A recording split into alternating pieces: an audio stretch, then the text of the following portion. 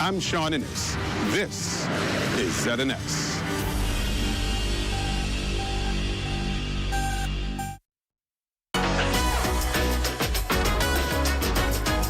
It's What's Trending with Jimenita Swain and the Bahama Beauty at the Broadcasting Corporation of the Bahamas from Studio A. It all starts right now.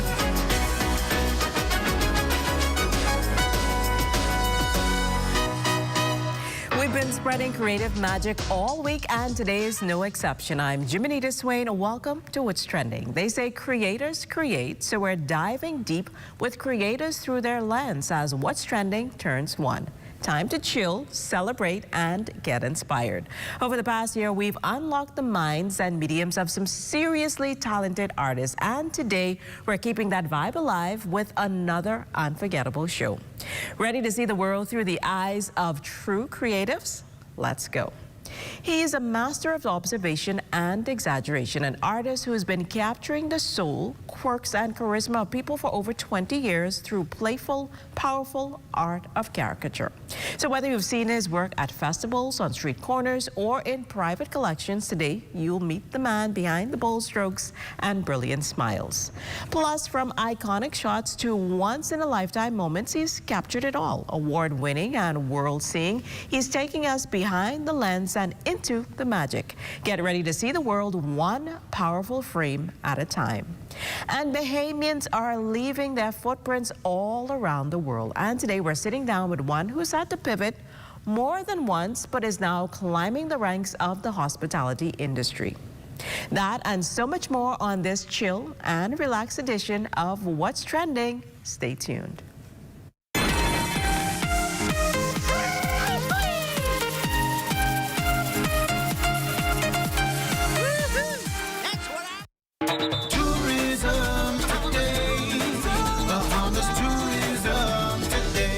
At Goodman's Bay, president of the Bahamas Chinese Dragon Boat Association, Dr. Christine Chin, gave us a glimpse into a world of friendly competition at the 4th Annual Bahamas International Dragon Boat Festival. This is our 4th Annual Bahamas International Dragon Boat Festival. It's our 4th time, and so that we started it in 2022.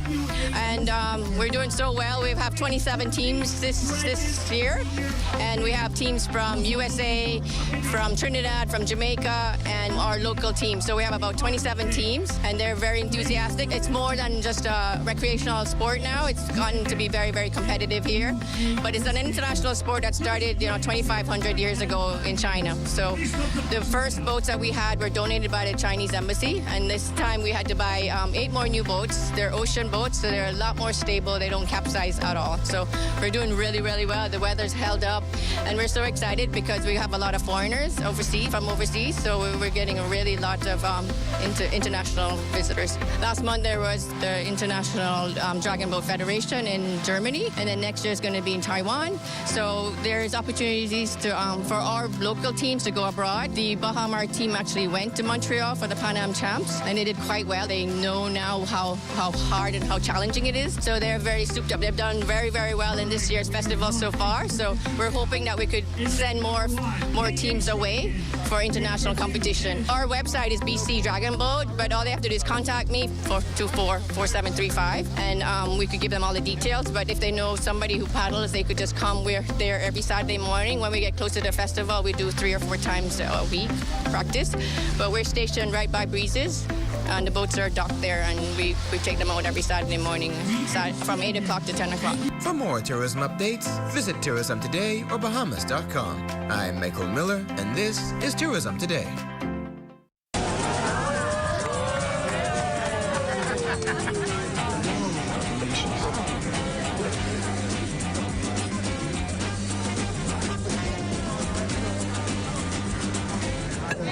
Diet-friendly special.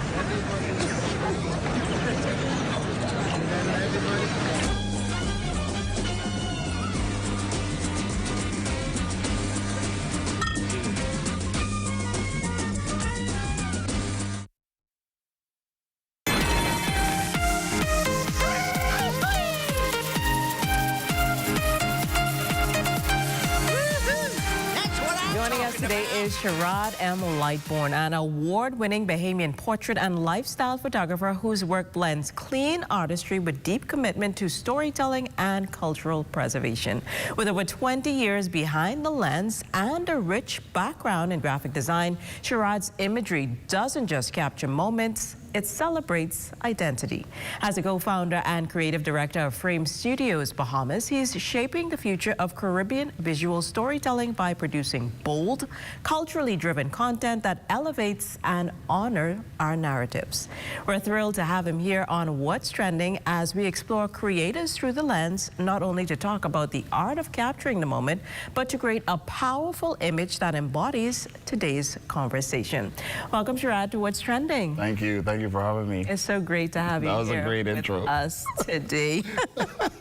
So, Sherad, your photography is well known. It's clean, it's artistic, and it shows your passion for storytelling. So how has your graphic design background influenced your approach behind the camera? So when I studied graphic design at the Savannah College of Art and Design, it was such a culture shock because so much of our grade came from the process. So for me, having to be just as involved in the process as well as the final product became habit. And so every single thing that we did, because we had to do it, was more so about the process. How did you come to this final thing, this final product? And so, like, as a photographer now, I find that I'm doing the same sort of thing. The same training that I got back in college still applies to the work that I do. I do a lot of work pre-shoot or pre-production versus just running and gunning. Like, I don't like to do that at all. And so I think that's probably what people see in the work. A lot of time that goes into putting a timeline together, putting a story together, putting a concept together. A lot of that goes into before I even pick up my camera.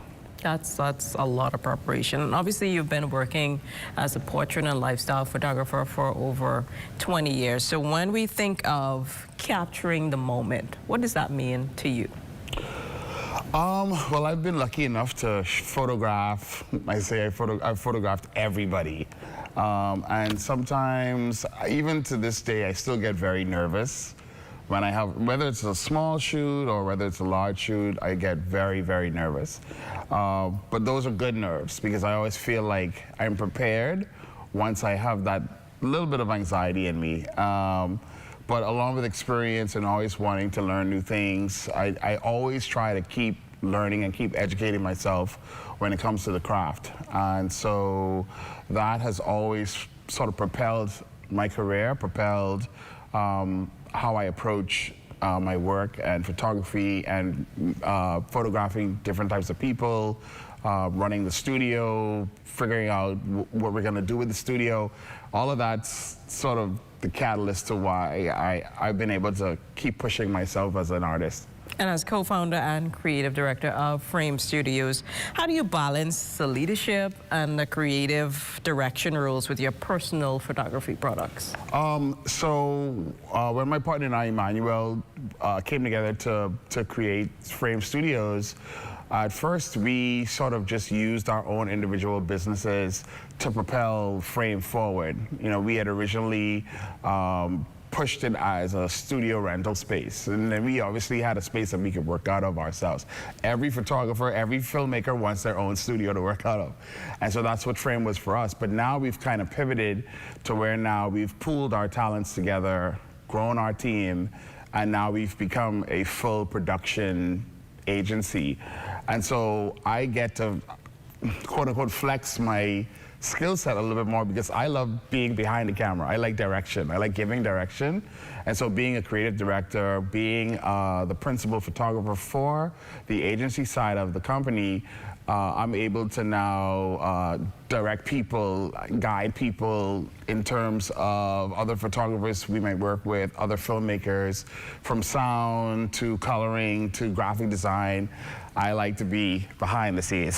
So you get a good mix of. It's definitely a good mix. Thank you so much, Sherad, for your talent, your vision, for joining us today, and your powerful reminders through your photography that, you know, everything is possible. So thank you so much for that. We're looking forward to seeing the image that you come up with at the close of today's show. Hopefully it has a lasting impression and captures the heart of creators and the vibrant culture you so beautifully represent. It's also an honor to have you here on the show with us again. So thank you so much. You're welcome. So we've seen the world through the lens. Now let's meet the artist who sees it through bold, exaggerated lines. Caricature like you've never seen it. More What's Trending after the break.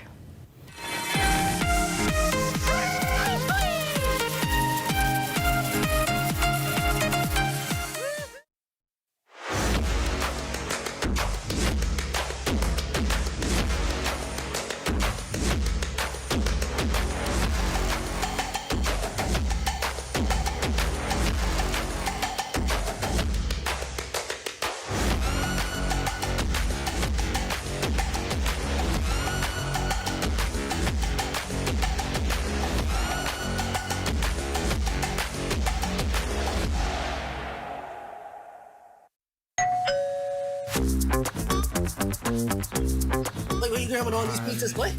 Wait, Marcos, wait. We have a special on all the large one topping pizzas, wait. Pineapple. All. Barbecue. All. Hey, VAT included, but. I need the $10 special plate. How many would you like? 20 in it.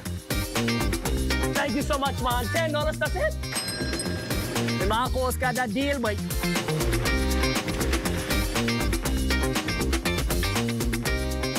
Tired of looking at the same old kitchen? Step 1. Our talented recommended designer Mark crafts a custom design just for you. Step 2.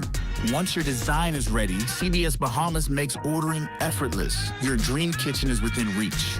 Step 3. Our recommended installers bring your vision to life, ensuring every detail is perfectly in place. Sit back and relax as your dream space becomes a reality.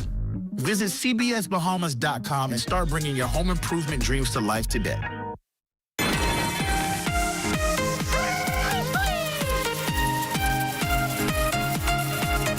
Art can entertain, provoke, and even reveal truths we didn't know we needed to see. And few forms capture that balance of humor and insight quite like caricature. As we celebrate the anniversary of our show this week, we're thrilled to sit down with one of the most talented artists in the game. Someone who has been turning faces into unforgettable works of art for over 2 decades. Welcoming sketch and digital artist Renbert Moore to the show. Welcome to What's Trending, Ren. It's a pleasure to be here. How are you? I am wonderful. Now, I know you're hard at work as we put you under a deadline, but let's start at the beginning. Tell us, how did you first get into art and what led you specifically to caricatures? So my talent, actually, I inherited. My dad was an art teacher at the St. Augustine's College. He was always advanced. My grandfather invested heavily into him. So after school programs, anything to sharpen his skills. He would go on to do a lot of mechanical work, so working on boats, fishing, stuff like that, but there was always this aspect of mural drawings and paintings that he would do for our church, Transfiguration Baptist Church. And I know that you share your gifts and talents with other students as well. Tell us a little bit about that. So this summer would have been the first of many of our journeys. We partnered with the Summer Art Immersion Program under the leadership of Keisha Oliver, myself, Terrell Williams, and Lamaro Smith. We had a group of boys and men, actually young men, and we came together, taught them our talents, and contributed, I think, greatly to their art careers. So that's the direction of the company now. It's all about giving back, and I just want to see other artists have an element of shine, you know, just being able to give their God-given talent and enlighten the lives of others, make somebody who had a bad day have a great day, capture moments. You know, it's more than just a piece of paper for 20 cents. That makes sense. This is something that hangs up in the house. So are there certain features that you naturally gravitate towards first? Because I see you over there sketching away. I'm getting a little nervous. So it isn't about the features as much as the approach, and I teach the theory in my classes. I've been trained by some of the artists who affiliate themselves with Disney, so I do go for a more cartoony look, something that's more, I would say, safe. Working for Atlantis, Bahamas, you kind of learn that you won't get hired in this country doing super exaggerations, which also I can do. People want something that they could be proud of, something that they can hang up and they can laugh and they don't feel bad about it. So I kind of go with a portrait foundation and then just elevate from there. Okay, so and finally, if you could leave people with one thought about the power of a caricature, what would it be? Ah, man, I got so much stories, and you told me I only have a few minutes. Yeah, just one. I would give two stories. The first is when I first started off. I was at the College of the Bahamas then, and I was drawing for people for like $10 just for lunch. Or I was drawing some of my first renditions digital for $100 for gifts. And one in particular, I had gotten busy. This is when the business is picking up. My name is starting to get recognized. Money is flowing. And I got so busy. One of my mentors and friends, Jamal Roll, I always asked him, like, why you don't answer your phone, or why you don't check no more? Why you don't, like, I go out my way to meet the client and dress up and shake hands and learn who the gift is for. But I got so busy, I actually stopped doing that. So in particular, I had a drawing for a young man, and his family wanted me to draw him in a Rolls Royce with his head out the window, and I didn't know the context. I didn't know who he was. And so I would draw this drawing for him, give it to the parents. I charged him my normal price, but then I would learn his story. So he was suffering with cancer. Wow. And that drawing was something that put a smile on his face. I saw his parents cry, his family members cry, and then that reminded me of why I did this. That's awesome. It's just a drawing for me, but it was emotion for the family. That thought is definitely powerful. So now that all of my questions are done. Am I done? Are you done? Are you ready to make the Listen, you say 10 minutes. That was like 5 minutes. Bamboo Shack don't even be that fast. You don't have to do that. Why are you throwing shade at them people? I can talk about bamboo. But I know that you're good. So yeah. So you want to show I'm about us? to be finished. I'm about to be finished. I'll speed up in a second. Okay, well, we'll give you some more time, so we'll reveal it to our audience tomorrow, because I want it to be perfect. We're celebrating. We don't perfection around here. We don't rush you too much. I gotta go to the next event after this. I don't finish this now, you may never get this. You can finish it. You can finish it.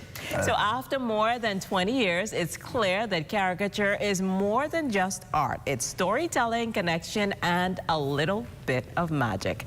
After the break, a Bahamian breaking barriers and leaving her mark on the world. More What's Trending coming up.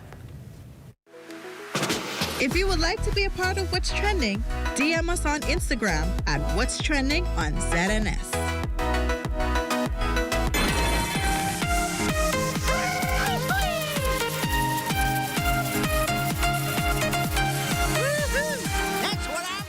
Bang ding.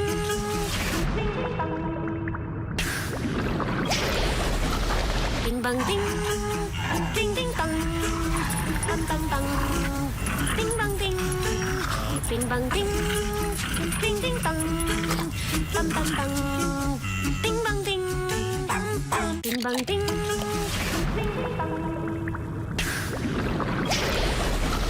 Ding bang ding. Ding ding bang. Got termites and need to get rid of them fast? Trust Rent-A-Kill Initial. With over 60 years experience in the Bahamas, the global brand, training, and expertise can't be beat. Only Rent-A-Kill Initial gives you a 3-year warranty and payment plan options on termite fumigation.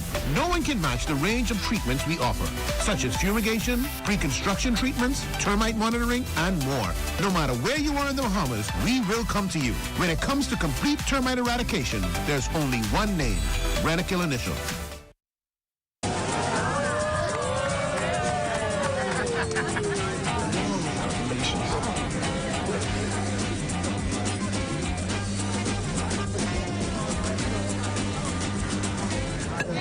Diet-friendly special.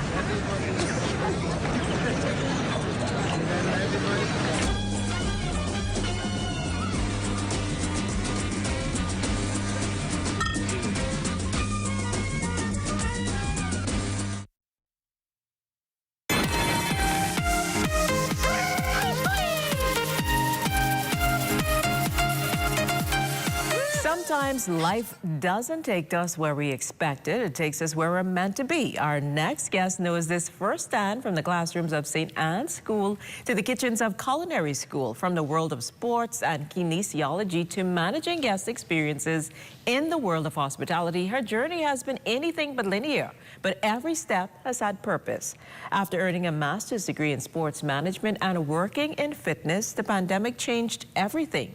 But instead of breaking down, she pivoted, and in doing so, discovered a new lane.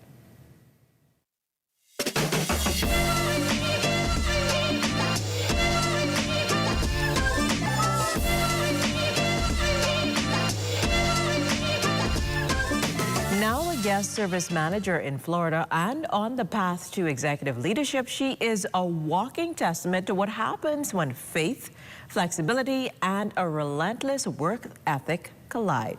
Please welcome Symonne Johnson to What's Trending as we chat with another creator curating guest experiences.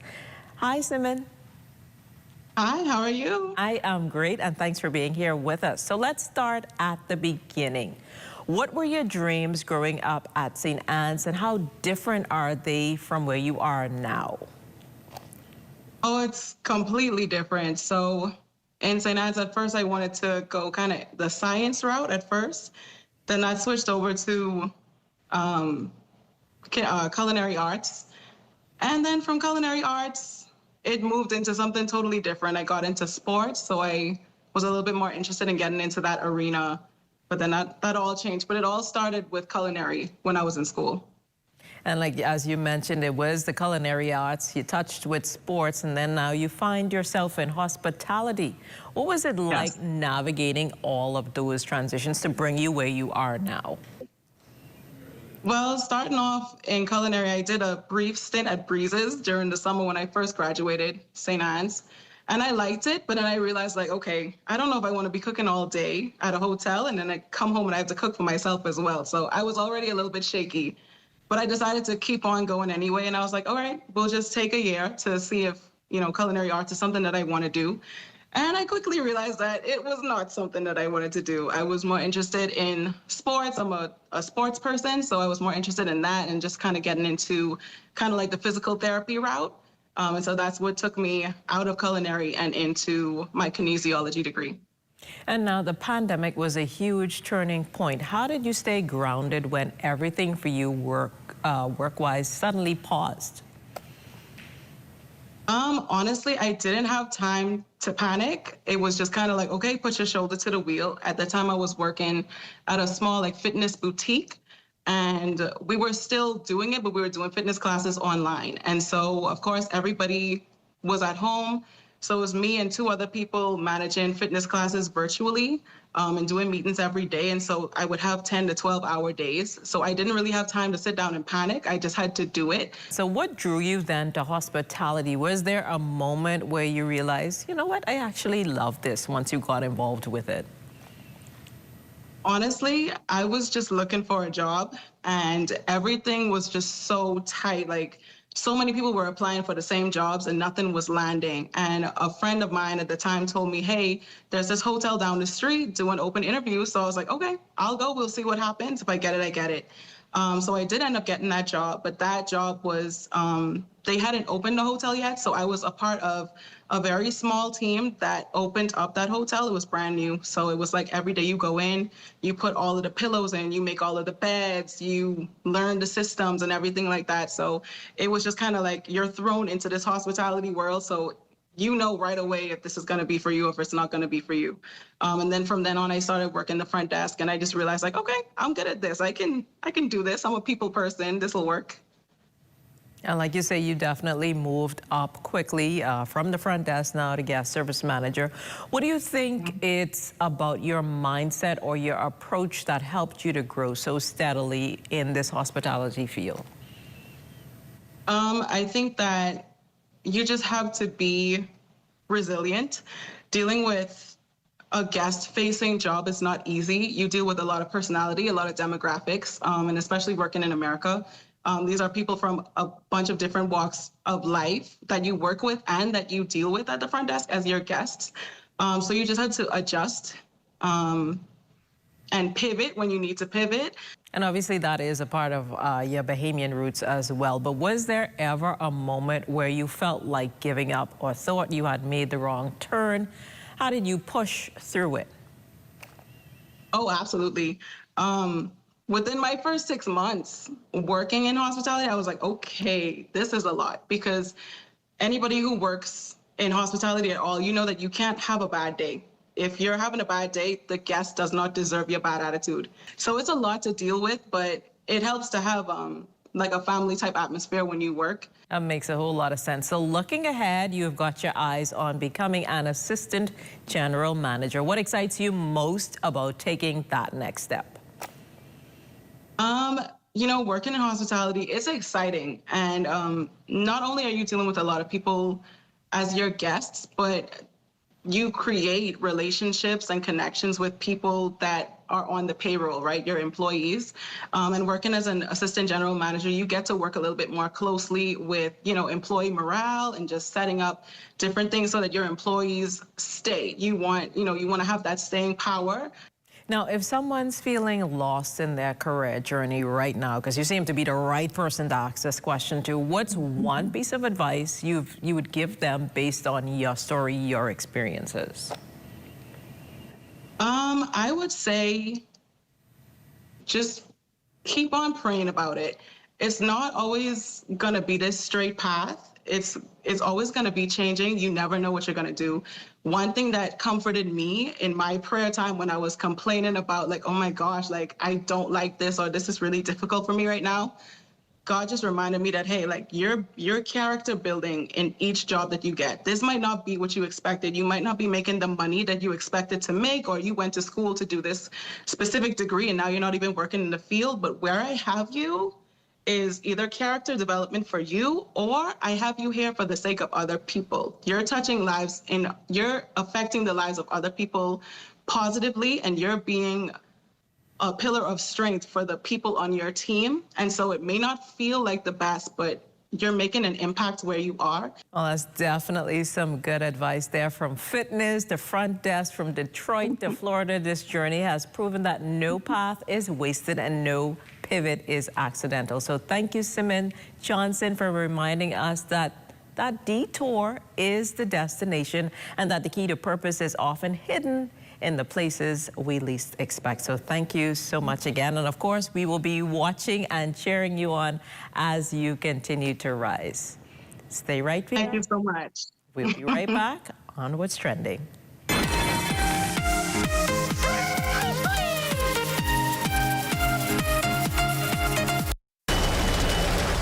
It's me, Wednesday Addams. Your life just took a dark turn. I regret to inform you that I have devised the meal of misfortune with Wendy's. It's pure torture for your taste buds, with 4 nightmarish dips of dread. Don't waste my time asking which ones you'll get. You must surrender to your fate. Enjoy the anguish.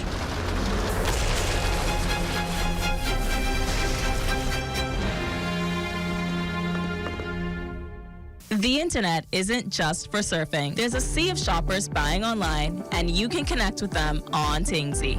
Tingsy is the SBDC's online storefront built for Bahamians. Take your business to the next level by selling to customers online, both at home and around the world. People want Bahamian things, and if you got things to sell, sell on Tingsy. Find out how you can connect with a sea of buyers by visiting tingsybahamas.com.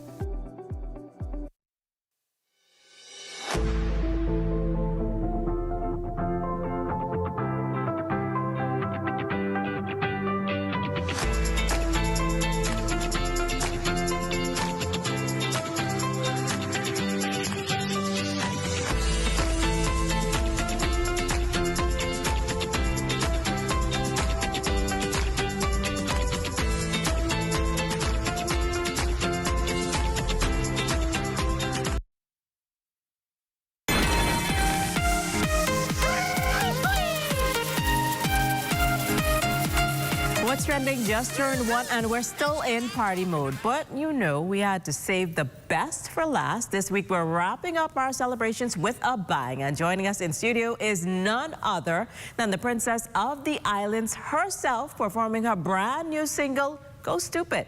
Trust us, you don't want to miss this show-stopping moment. And that's a wrap for What's Trending. Follow us on Instagram at What's Trending on ZNS for show clips and behind-the-scenes moments. See you tomorrow at 6 p.m. for more lifestyle, entertainment, and so much more.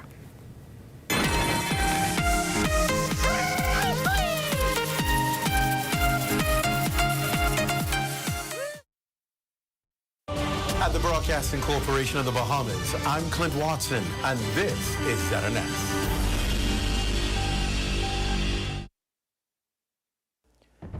This is the Bahamas Tonight. The Northern Edition has a look at stories making news tonight.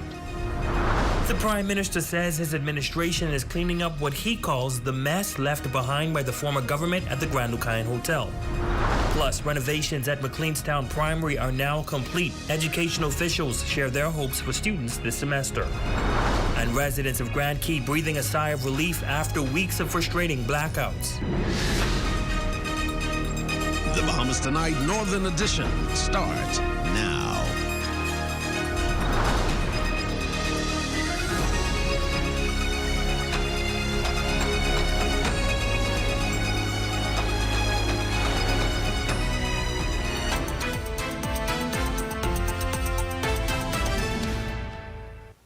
Good evening and welcome to the Bahamas Tonight, the Northern Edition. I'm Ramiko Knowles. Thanks so much for tuning in. Topping news tonight, the war of words continue over the future of the Grand Lucayan Resort as Prime Minister the Honorable Philip Brave Davis defends his administration's efforts to secure a sale for the property after sharp criticism from the opposition. The nation's leader speaking to media houses in the nation's capital, sharing that he and his team are working hard to revive the island of Grand Bahama. Your response to that? Listen, man, the F&M had 5 MPs. First of all, they did a bad deal in the sale of the Grand Lucayan, or buying it, and I'm trying to clean up their mess. What did they do? In May of 2025, the government renewed its efforts, this time signing a heads of agreement with U.S.-based developer Concord Wilshire for the $827 million sale and redevelopment of the Grand Lucayan. Prime Minister Philip Brave Davis describing the agreement as a potential economic catalyst for Grand Bahama, with promises of thousands of new jobs and a major boost to the island's economy. Well, meantime, a press statement issued by the Ministry of Tourism confirms that the government is in the final stages of securing funding and closing an airport management deal to pave the way for construction of the new Grand Bahama International Airport. Officials say the project will deliver a modern, world-class facility. The statement further notes that Manchester Airports Group will remain a key partner in shaping the airport's development, but clarifies that the company will not be providing funding. A consortium of Bahamian contractors has also been tapped as part of the delivery team. According to Chairman of the PLP, the Honorable Fred Mitchell, it's a matter of getting it done right. I've said in all of my discussions with people publicly about this that these things take time. They're sometimes torturous to get done. The question is to get it done right, not get it done quickly. Our predecessors, our immediate predecessors, got hoodwinked into getting this project, they said, for $1. But it's going to cost $250 million and change to get fixed. And you want to do it right. And to get all things right, it's going to take time. Now, the Grand Bahama International Airport is widely seen as a critical piece of the island's economic recovery, with cruise passenger arrivals projected to top 5 million by 2028 through Carnival Celebration Key. Officials say a modern aerodrome is necessary to complement that growth and boost airlift to the island. The chairman remains confident that all will be well with the future of Grand Bahama's airport. I have no doubt the airport project is going to get along. I know people are somewhat impatient about this, but the government is going to do it right and do it in good time. And it's important, of course, because of the hotel, and we know the hotel is developing, but no doubt in good time, both these projects will be well underway for the good of the people of Grand Bahama. Well, heading into news from the education beat, the government making good on its promise to complete renovations to the McLeanstown Primary School following its destruction by Hurricane Dorian back in 2019. Now, according to officials, the new school year opened with excitement. Though small in size, they believe that big dreams can start even in the smallest classrooms. Shane Stubbs has more in this report. Here at McLeanstown Primary, we have our future engineers, okay, our forensic scientists, and teachers, lawyers, and doctors. Fully clad in school pride, it's safe to say the hearts of those in this community school are inspired as they step into a new year. Motivator and teacher Miss Ruby Ann Russell shares that this school year is actively progressing. We're very positive, excited to begin this new term, 2025-2026, with our students.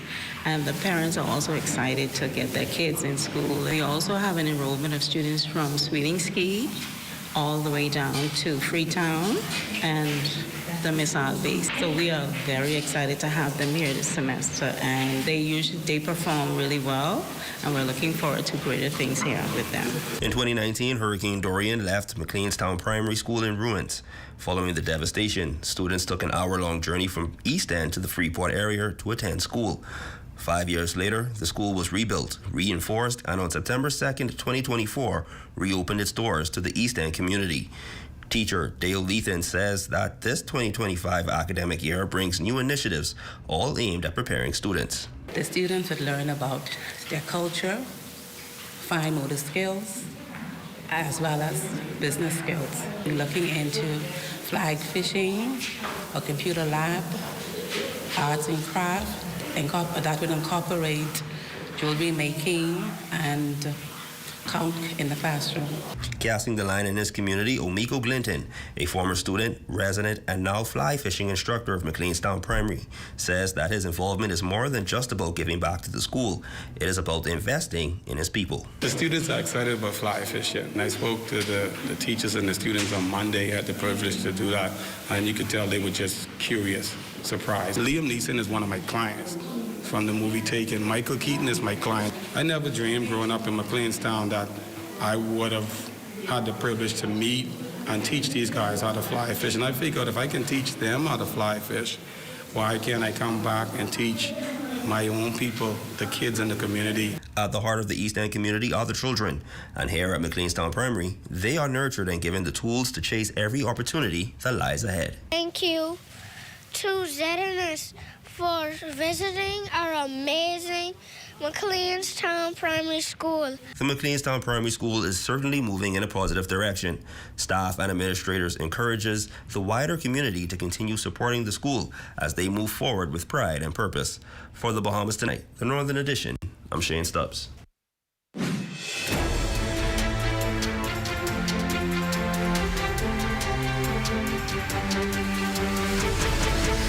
The Port Department is responding to growing concerns in Abaco over a sand barge that's been sitting offshore for months. In a statement released tonight, that the vessel Inagua Sea, currently anchored off the coast of Treasure Key, Abaco, has not been abandoned. Officials at the department are in direct communication with the vessel's owner and can confirm that the vessel remains securely anchored in the sand. The statement goes on to say that a response team is presently stationed in Treasure Key and actively coordinating with the tugboat, which is scheduled to arrive on Thursday to initiate the removal operation. Officials say at this time no environmental impact is anticipated. However, a comprehensive environmental impact assessment will be conducted following the vessel's removal to confirm and address any findings in accordance with established regulations. Now, this comes as Abaco residents claim a drifting sand barge off Leisure Lee is threatening reefs and coastlines at the height of hurricane season. And environmental advocates say the barge, identified as the Inagua Sea, has been shifting since it was first reported in February. While the statement concludes that it is important to note that any environmental damage, no matter how minor, carries legal consequences and applicable penalties. Well, after weeks of blackouts, water shortages, and dropping phone service, Grand Key residents are finally seeing relief with power restored to the island.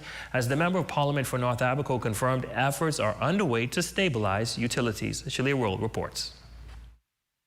After weeks of frustration over electricity challenges, residents of Grand Key Abaco are finally seeing relief. The island had been grappling with widespread outages after a fire destroyed the generators on nearby Walker's Key, which supplies power to the community. According to the area's Member of Parliament, Kirk Cornish, a new generator has been delivered and fully restoring power, bringing a sense of normalcy back to the island. It existed for quite a while, though. The 3 generators was placed on Walker's Key that produced power for Grand Key. And of course, you know, those generators have limited warranties, well, for a few years. So I would imagine wear and tear over the many years they were there, needed to be replaced. But it's so unfortunate and weird for me. The very brand new generator we replaced, one of the 3 with, is the one that caught fire and burned. However, it was replaced and power's been restored. And of course, it's just a problem that exists in any society. You have challenges. Still, challenges remain. Residents report that water supplies continue to be inconsistent, with access being cut off during nighttime hours. The MP said that steps are underway to address the water problem and promised that a long-term fix is being pursued. The water system that is there was to accommodate then population of some maybe 300 persons, but since then Grand Key would have grown tremendously. So the supply, the demand is higher, and the system of course is aging and it is not producing as much as it used to at brand new. Recommendation by myself and Mr. Mark at Watermakers for a second unit to be placed on Grand Key. However, Minister indicated that we are faced with some space issues with placing a second unit there. We have the engineers, they were in. There is some consideration on the table, like the drilling of a second well. One of those which I don't support too much because the well that we abandoned had a scent. Additionally, unstable telecommunication continued to plague the island as well, with frequent service drops adding to frustrations. Cornish explains that the interruptions largely stem from the inconsistent power on the key. The telecommunication company faced was power as well. They were having some issues with their backup generators. Since then, I believe we might still be replacing the automatic transfer switch, but the backup system itself works very well, just that has to be done manually. The system itself has no issue, just is once we experience power outages, we need to have the power restored in order for the system to work, but the system itself is fine. For the Bahamas Tonight, the Northern Edition, I'm Shalia Roll. And still to come. History is made as the Bahamas and Turks and Caicos Islands denomination installs its first ever female bishop. That story, sports, and more when we come back.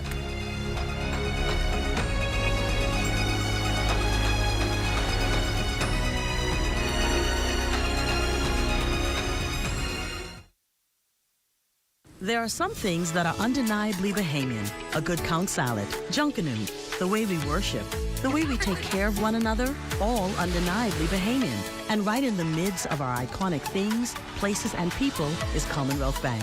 Increasing access, sponsoring dreams, working alongside Bahamians to increase the quality of their lives for more than 60 years. Commonwealth Bank, nothing more than being Bahamian. Commonwealth Bank, leader in personal banking services.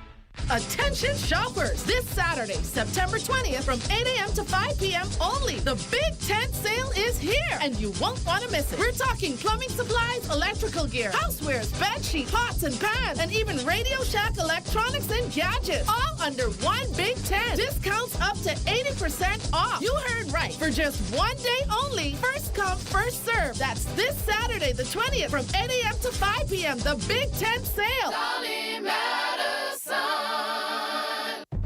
Esquire's Menswear presents Passion for Fashion, Saturday, October 4th at the Pelican Bay Hotel at 7 p.m.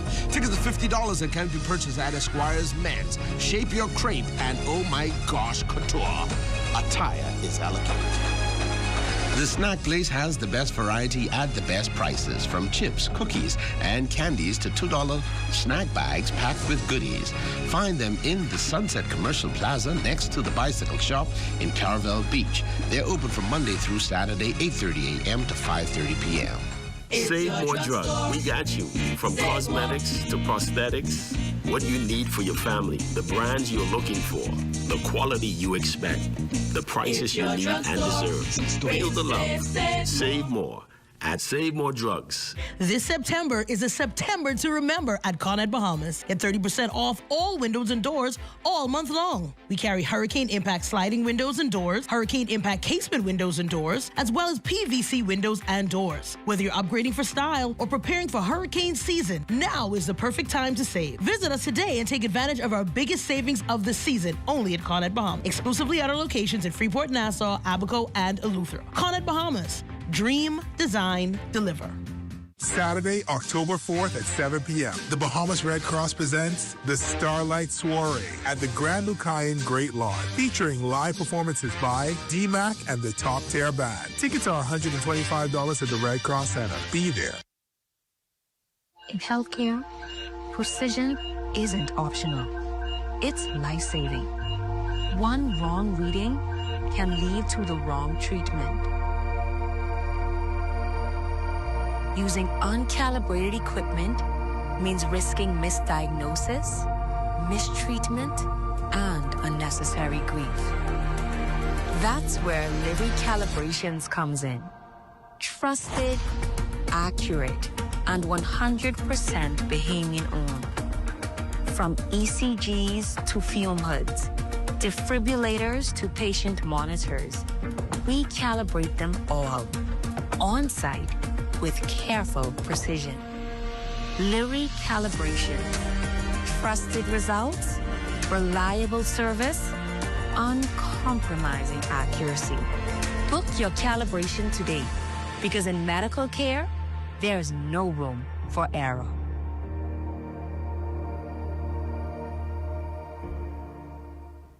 While others see customers as numbers, we see our customers as people, neighbors, friends who deserve more than one-sided connections. That's why we are redefining what real connection is, by prioritizing our customers and showing our appreciation by putting our money where your loyalty is.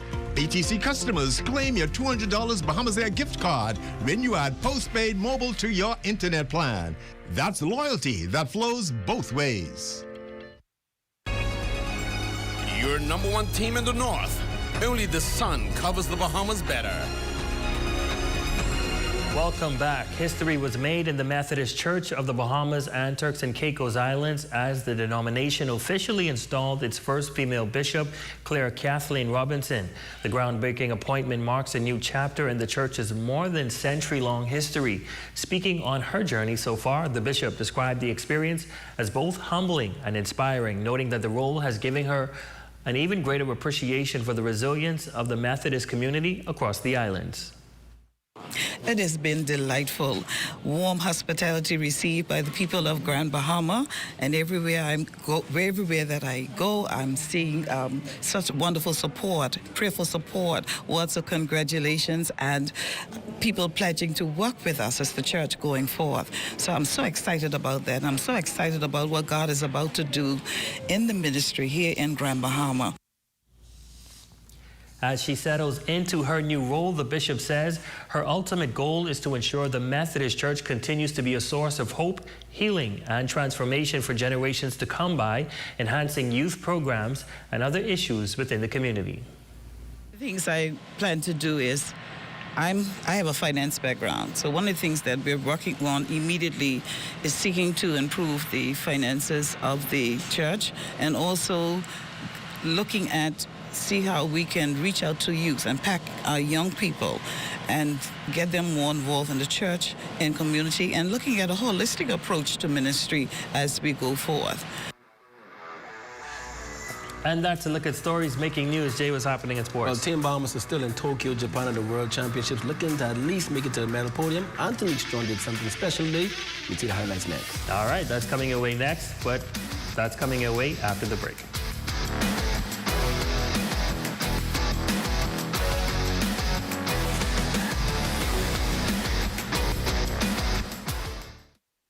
At Save More Drugs, we got you.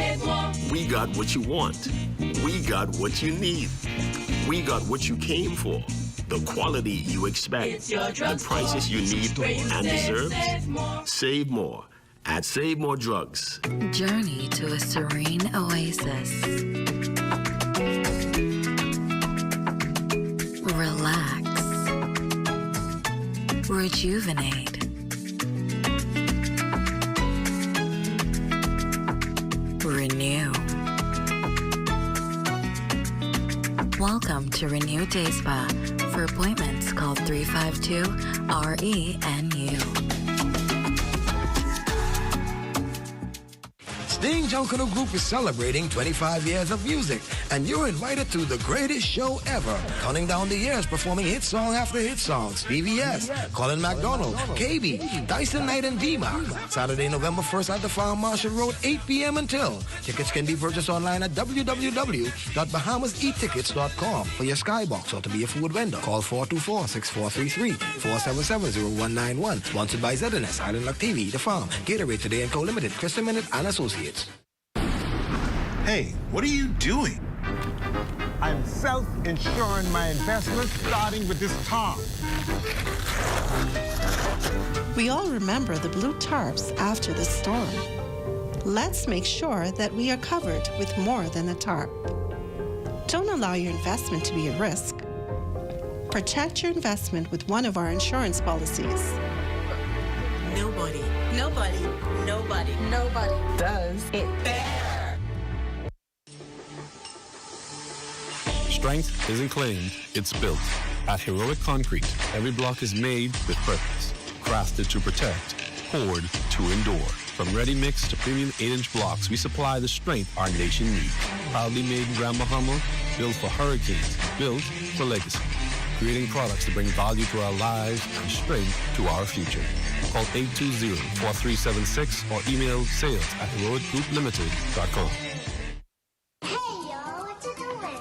I'm reading an iVox book from the library. And I'm reading a Vox book. What? An iVox book is a storybook that moves with you. And a Vox book is a book that reads along with you. Ooh, let me see. The Sir Charles Haywood Library introduces Vox and iVox reading books, a brand new collection of interactive reading technology, the first of their kind in the Bahamas for children. But wait, there's more. We're also introducing Overdrive, our digital library, where you can find books for teens, young adults, and the young at heart, with over 4,000 magazines for people of all ages and interests. Come on, bring your entire family. Swing by and give them a try. They're all available at the Sir Charles Haywood Library.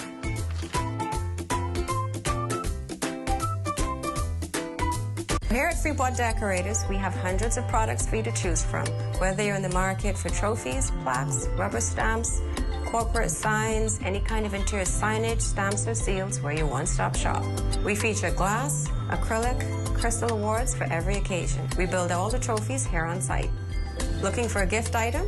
We feature pens, key rings, mugs, tumblers, barbecue tools, even bamboo cutting boards. Have something already? Bring it on down. Let us see if we can print that special something on it for you. Need a headstone? Memorialize the memory of your loved one with a beautifully lasered granite marker. Our store hours are Monday to Friday, 9 to 5. We focus on customization, so if you have an idea or a new concept, bring it on down or call us at 352-5557 or even WhatsApp your idea to us at 646-0777 and we will do our best to make your awards and recognition ideas a reality. Doctors Hospital's reimagined primary care. We have invested to improve our health system, ensuring that accessible, affordable, world-class clinical care is closer to you. Your relationship with a primary care provider shapes the foundation of your overall health. Our new, modern primary care facilities are where critical diagnosis and true personalized treatment begin. With locations in Freeport and 8 Mile Rock, we invite you to experience the Doctors Hospital difference. Book your next appointment at clinics.doctorshos.com.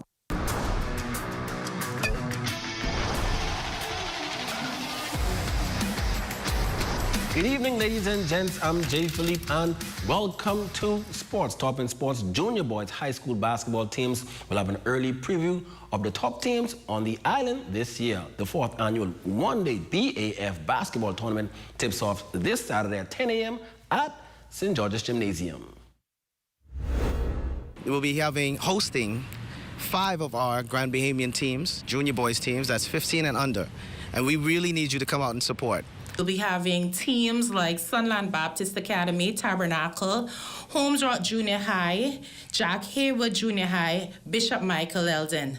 So we're just inviting everyone to come out this Saturday, 10 a.m., just to support us, to see the many talents, because, you know, this is the beginning of our academic year and our athletic year. So come and see the new talents that we have to showcase. Next in sports updates from Team Bahamas at the World Track and Field Championships in Tokyo, Japan. Freshman winning the NACAC 200-meter title just last month, Anthony Strawn placed second in the women's 200-meter first round in a season's best 22.57 seconds, which is an automatic qualifier for the semifinals. In the men's javelin, Keyshawn Strawn had a best throw of 80.83 meters. In Group B, unfortunately, it was not enough to advance to the finals. Now, K1 Culmer competed in the men's triple jump, had a best jump of 16.39 meters, did not meet the qualifying standard to move on to the next round. And sprinter Ian Kerr, running in lane 2, placed 7th in the men's 200-meter prelims in 20.92 seconds. And last in sports, Cosum Abaco High School Volleyball League season opener, Agape defeated Patrick J. Bethel in 2 straight sets, 25-21 and 25-13 in senior boys play. In game 2, SC Boodle took down Long Bay in 3 sets, 25-19, 25-13 and 15-12.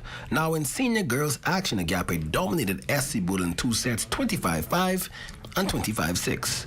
And Patrick J. Bethel won against Long Bay High School in straight sets, 25-18 and 25-17. And that's your quick check on sports. Your Facebook friend of the day is next. I'm Jay Philippe. As always, be blessed.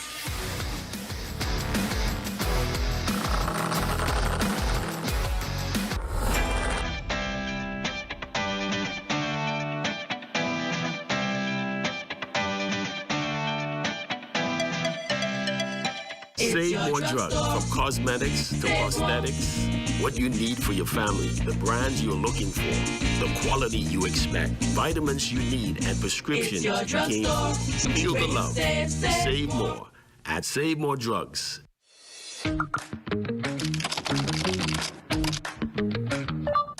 Take control of your energy your way with the GPPC customer portal.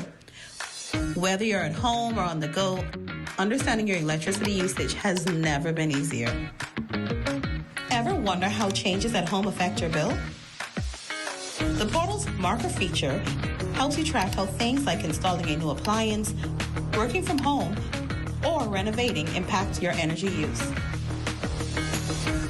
Did you know that weather plays a big role in your electricity usage? With built-in weather analytics, you can see how temperature shifts drive your energy use and plan smarter during hot summer months or cooler periods. Set custom alerts to stay ahead. Get notified when you're using more energy than usual or when your usage spikes, helping you manage your habits in real time. Need a clearer picture of your usage? View your consumption by the hour, day, month, or year. The customer portal breaks it all down with simple graphs and interactive tools to help you monitor trends and make smart choices. Have more than one property? Easily switch between locations with one account. Compare usage across homes or businesses and stay in control no matter where you are. Take control of your energy your way. Log in or sign up today at gbpower.com. The GBPC customer portal gives you the power to make smarter energy decisions. 4 years ago, Grand Bahamas stood shattered, battered by Hurricane Dorian and weighed down by the effects of a global pandemic. 4 years ago, the Bahamian people put their trust in the Davis administration, and in just 4 years, that trust has delivered undeniable progress. So let's break it down. Let's talk results, backed by action, fueled by your trust. When hope was at its lowest, we launched Beautiful Grand Bahama, creating nearly 350 jobs and restoring communities from east to west. We built Restoration Village, transforming the lives of displaced individuals and giving them a second chance at stability. After decades of desolation, downtown Freeport became alive again with the opening of Solomon's Downtown and the renovation of the historic Wynn Building. We revived the Farmers Market and renewed the Bahamas Arts and Crafts Center. And what was once just a promise is now a reality. Celebration Key Cruise Port is open. Thousands of visitors now arrive every week, reigniting local commerce, creating jobs, and placing Grand Bahama back on a global stage. We closed the deal on the Grand Lucayan, ending years of uncertainty and opening the door to real, sustainable growth. We signed an agreement for an Afro-Caribbean marketplace set to become a vibrant hub for trade, tourism, cultural exchange, and economic prosperity. And with the Innovate 242 incubator progressing steadily, we're unlocking the future of entrepreneurship and innovation across Grand Bahama Island. Healthcare is expanding with the Freeport Health Campus and Doctors Hospital on track to deliver world-class medical care right here at home. UB North is open, restoring higher education access and reigniting student life on our island. And with Maritime 101, we continue to prepare young minds for the future, shaping Grand Bahama as the home of maritime and logistics. Our reputation as the home of events and entertainment continues to flourish, from the Welcoming Home celebrations to revived festivals, entrepreneurial expos, blood drives, and summer youth employment. ZNS News is brought to you by the new BTC. Fiber is here, faster, stronger, more reliable. Together, we are unstoppable. Switch today. Coming up in the Bahamas tonight, a decision to be made in the case of Great Inagua's primary employer. Hear the proposed plan moving forward and where this leaves workers. Plus, confidence restored in the country's premier cultural event after sparring sides reach an agreement. And the Broadcasting Corporation expands its reach in the Western Caribbean. The Bahamas Tonight, the National Report starts now.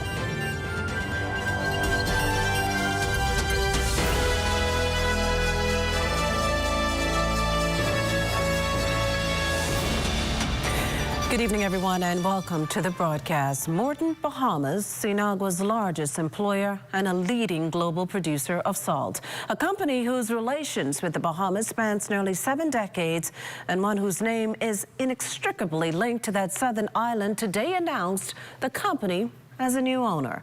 The news caught many off guard, but as Corval Pyfram tells us, the company's new owner has deep roots here in the Bahamas. Corval? Good evening, Makushla. Well, Mordant Bahamas has been in the Bahamas for more than 7 decades now, and so today's news did come with a lot of excitement as well as some trepidation. We know that they had meetings with their employees, but no public notice has been issued by the company. So no one really knows exactly what is going on or what is happening right now, other than what was stated in the news bulletin that the Grand Bahamas Salt Company has purchased 100% shares of Mordant Bahamas Limited. The new owners plan to invest substantially on Inagua and expand salt production on Mordant Bahamas' 300,000 acres. In the 1970s, Mordant Bahamas had as many as 250 employees, but Bannister says attrition and mechanization have trimmed staff to around 70 today. 3 shifts of employees to do loading and 3 shifts of employees to do production. A loading conveyor was put in to do the loading aspects of that. So that allowed the company to capitalize on production more because the loading was done automatically instead of using, employees and moving it to the truck and taking it to a conveyor and dumping it into a hopper to go out to the dock and onto the ship. He says the company held a meeting with staff recently, leaving Inagua's 950 residents cautiously optimistic. We would hope that they would be and continue to invest locally in Mordant Bahamas Limited and ensure all the jobs that are presently being had by the people who live there. So we can only hope for the best.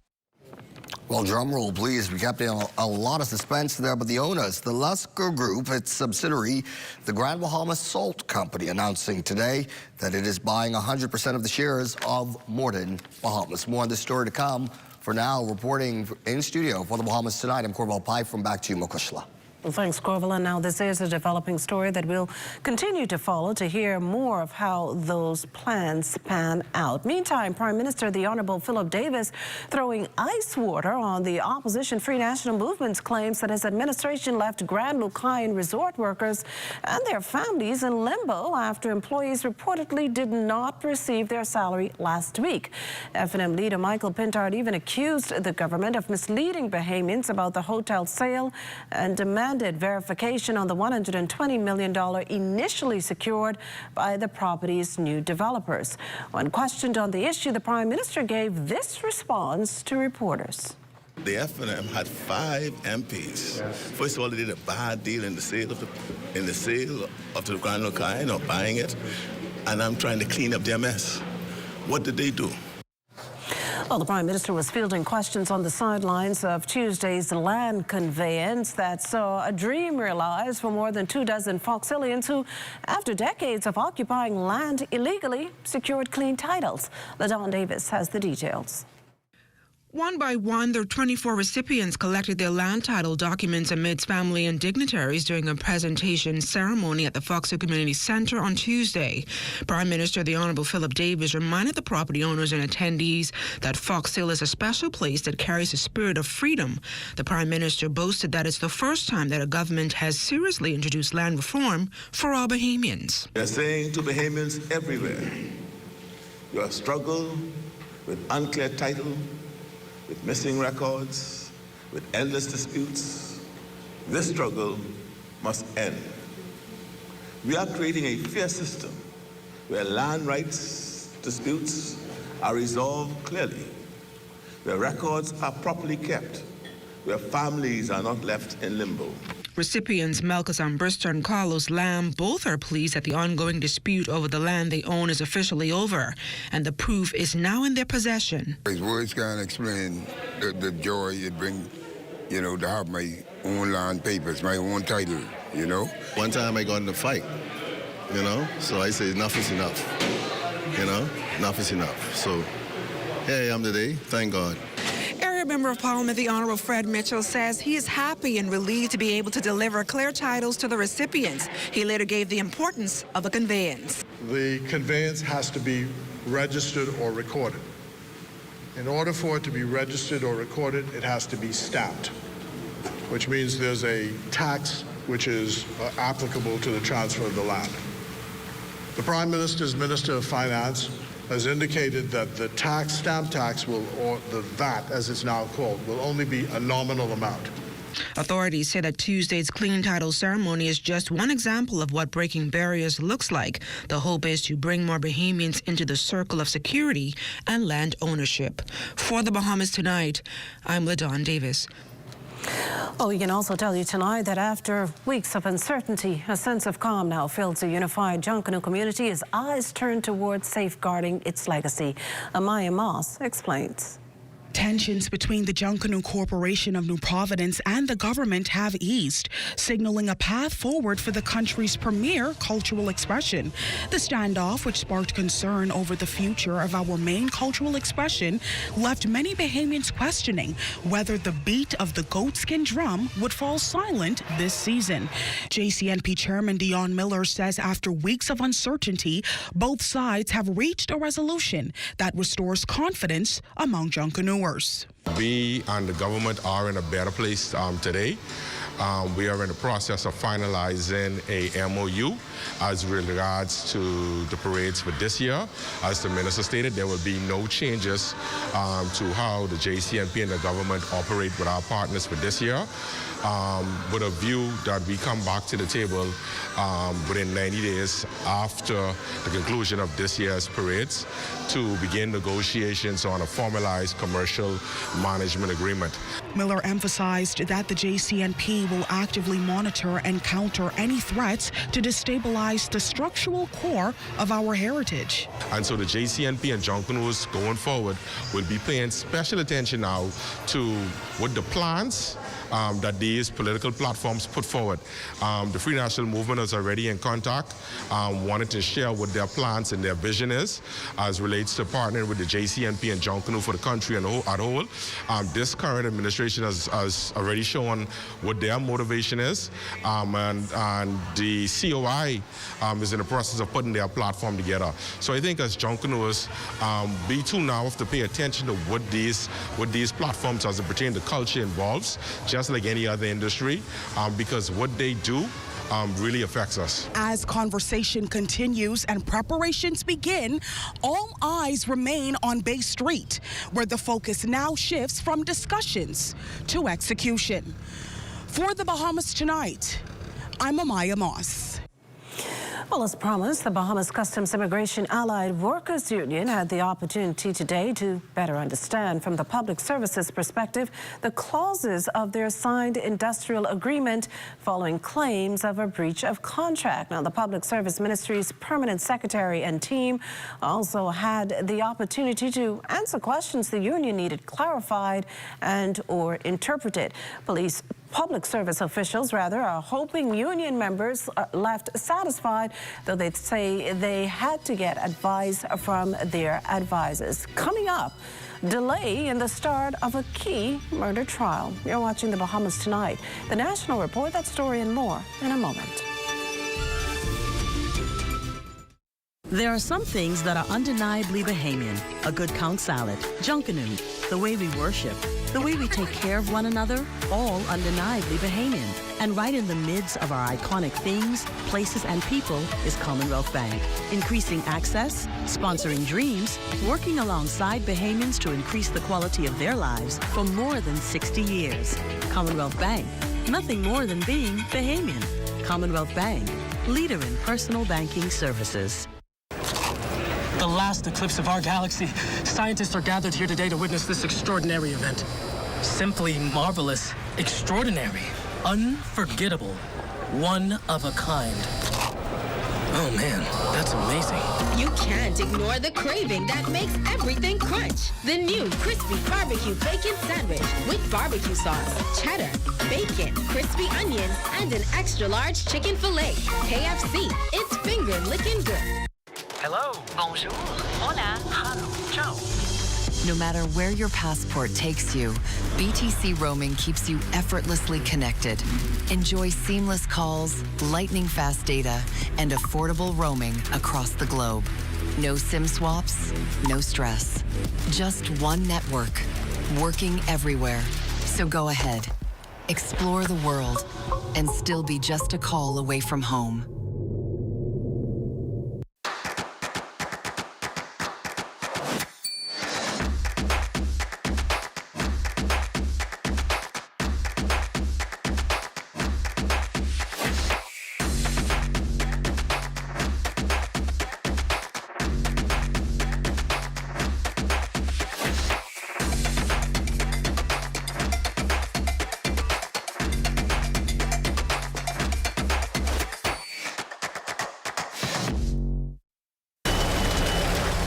It's me, Wednesday Addams.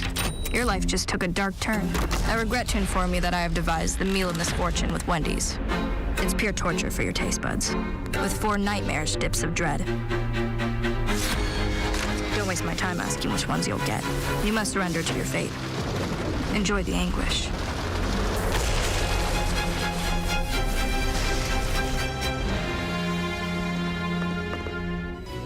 You're looking at a shot of Centerville. Looking north in the background, the Atlantis Paradise Island Resort. That shot courtesy of our drone pilot, Kyson Miller. Welcome back. The trial of Chris Tyrone Ferguson, the man accused of killing 12-year-old Adrielle Moxie, did not get underway in court today, but he did appear in court for case management. Our Felicity Darva was there.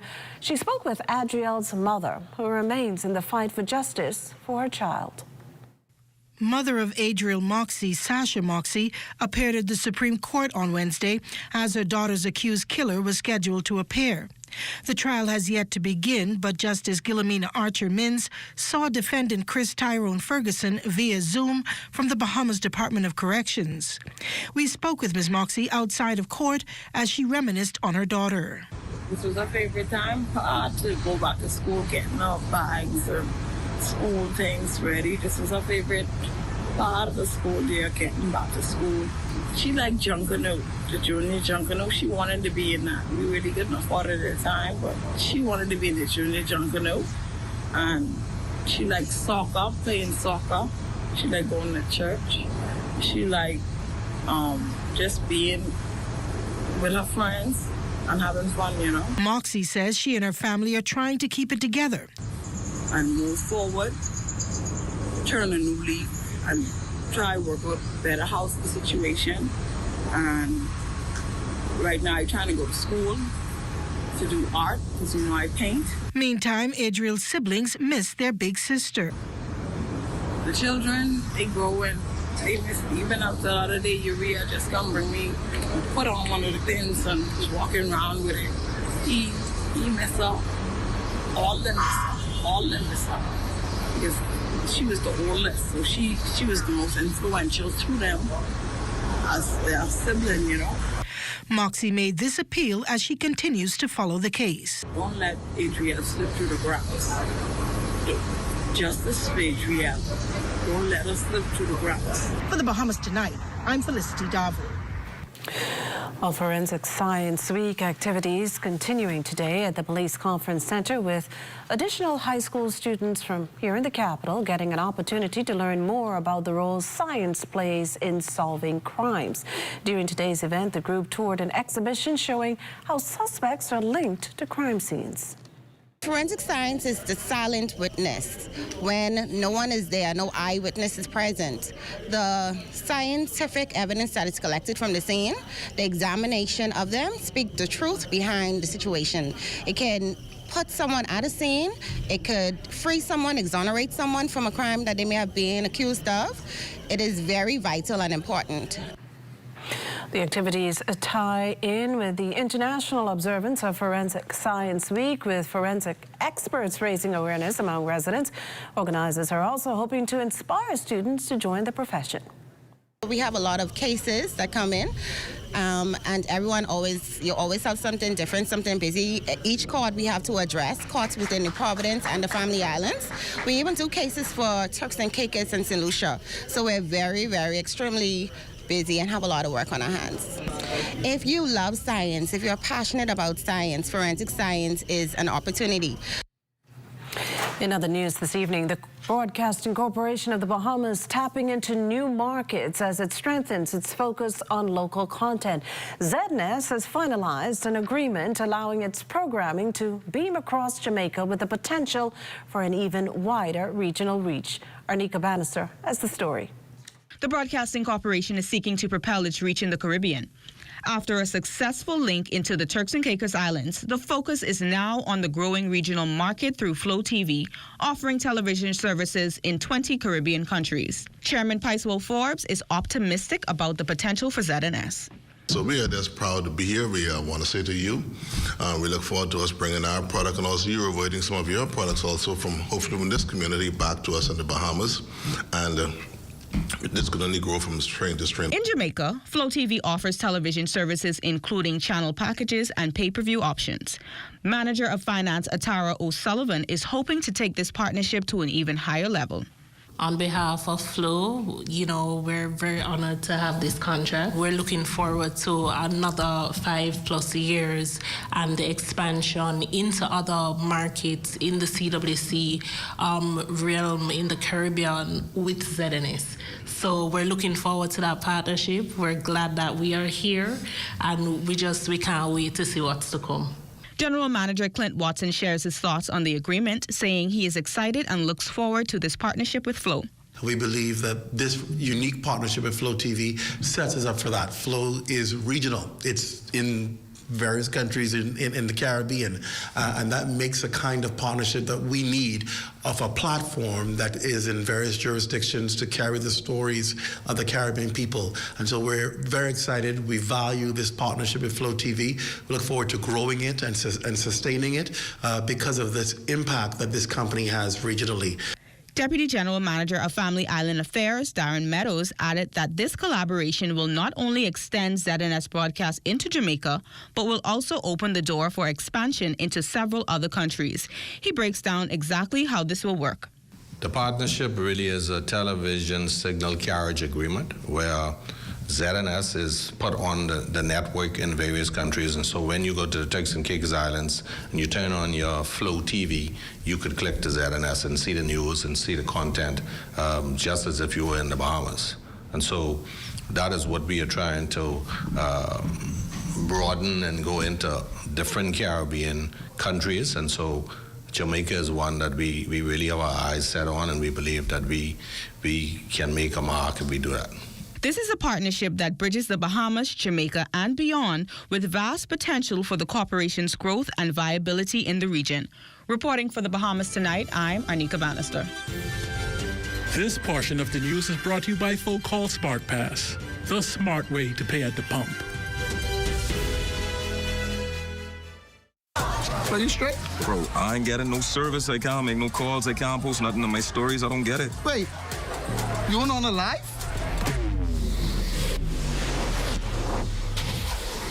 Sherad, come, let's fix that. Come. This one needs saving. Pour them over, please. Say less. Sign up today. Enjoy 5 gigs on us with select prepaid plans when you port your number to Alive, or 3 months free Alive Fiber services when you port your landline. Wait, where you grabbing all these pizzas, boy? Wait, Marcos, wait. We have a special on all day large, 1 topping pizzas, wait. Pineapple. All. Barbecue. All. Wait, that included, but. Do I need the $10 special plate? How many would you like? Come on in. Thank you so much, man. $10, that's it. The Marcos got that deal, boy.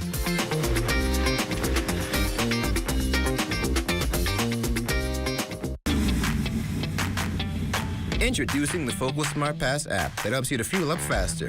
Here's how it works. Download the app on the App Store or get it on Google Play and create your profile with payment details. Visit your nearest Shell station. Open the app, scan the pump's QR code, select your payment amount, and begin fueling. Say goodbye to cash and cards because the Focal Smart Pass offers secure and convenient payment options right at your fingertips. Download Focal Smart Pass now and fuel up faster today. This portion of the news is brought to you by 700 Wines and Spirits, bringing celebration across the nation. Well, we're going to lighten things up a bit, and for that, we're going to turn to Royston and Marlena for a sneak peek of Access Now. Well, Makushla, we're very excited and hungry in here tonight. This is the moment I've been waiting for all week. We have Chef Colin Capron in here tonight, and he's going to be making us sushi. Sushi. When's the last time you picked up a pair of chopsticks?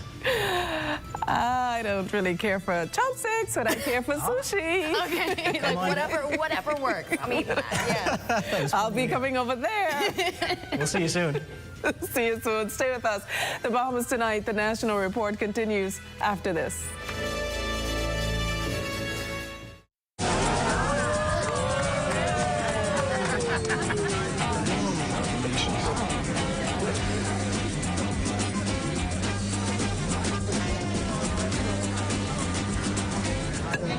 Diet-friendly special.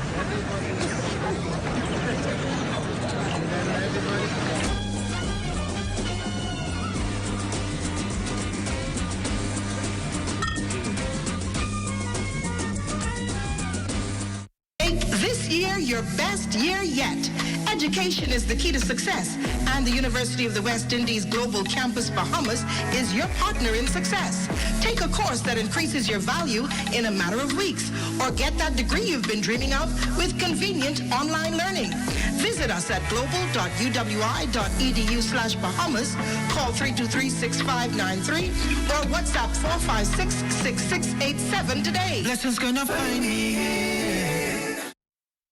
Sting Junkanoo Group is celebrating 25 years of music, and you're invited to the greatest show ever. Counting down the years, performing hit song after hit songs. PBS, Colin McDonald, KB, Dyson Knight, and D-Mac. Saturday, November 1st at the Farm Marshall Road, 8 p.m. until. Tickets can be purchased online at www.bahamaseattickets.com for your skybox or to be a food vendor. Call 424-6433, 477-0191. Sponsored by ZNS, Island Luck TV, The Farm, Gatorade Today and Co. Limited, Crystal Minute and Associates.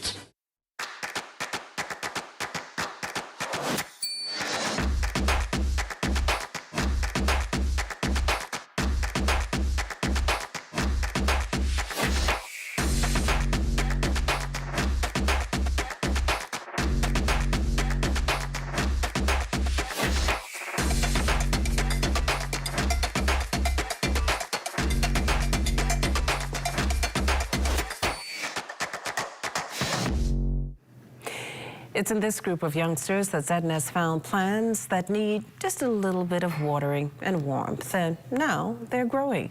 The corporation, along with other partners and sponsors on the heels of Back to School, took to Judith P. Thompson bestowing gifts.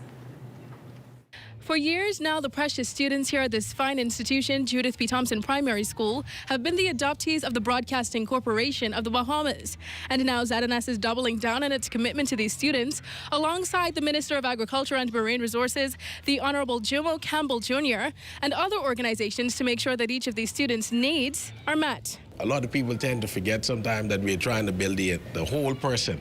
The entire male, the entire female, and all of that hygiene is a very integral part of becoming a young man and becoming a young woman. And so hats off to both dentist companies that we're here today. Friday, dozens of students were given access to free consultations with two of the country's most revered dental professionals, the Center for Specialized Dentistry's Dr. Kendall Major and the Island Dental Center's Dr. Marlene Sawyer. Center for Specialized Dentistry's spokesperson, Dr. Candice Lockhart-Bastian. The most important thing about brushing your teeth is really how long you should be brushing your teeth. Many people don't actually know that you should be brushing your teeth for at least 2 minutes. At this age, there's so many things going on that parents are unaware of, and they think maybe because it's just baby teeth that these kids unfortunately won't have pain. Now the students received dental care packages, and most importantly, they were reminded that their community is behind their success.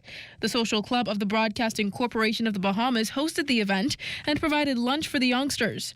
Deputy General Manager of News and Local Programming, Opal Roach, emphasized the importance of giving back. We are here today inspiring and uplifting.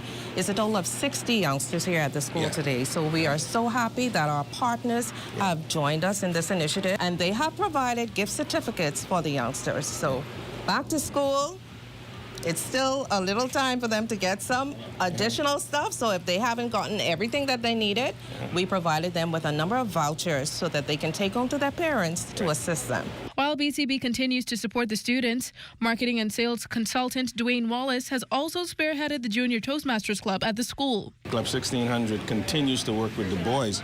We're happy that Club 7178 and Distinguished Toastmaster Elaine Foster and her team have taken on the girls. The good thing is that both the boys and the girls get the leadership training and communication skills that they need. Reporting for the Bahamas Tonight, I'm Danielle Dean. Well, thanks, Danielle. And that does it for the National Report. But stay close. The Bahamas Tonight continues with Access Now.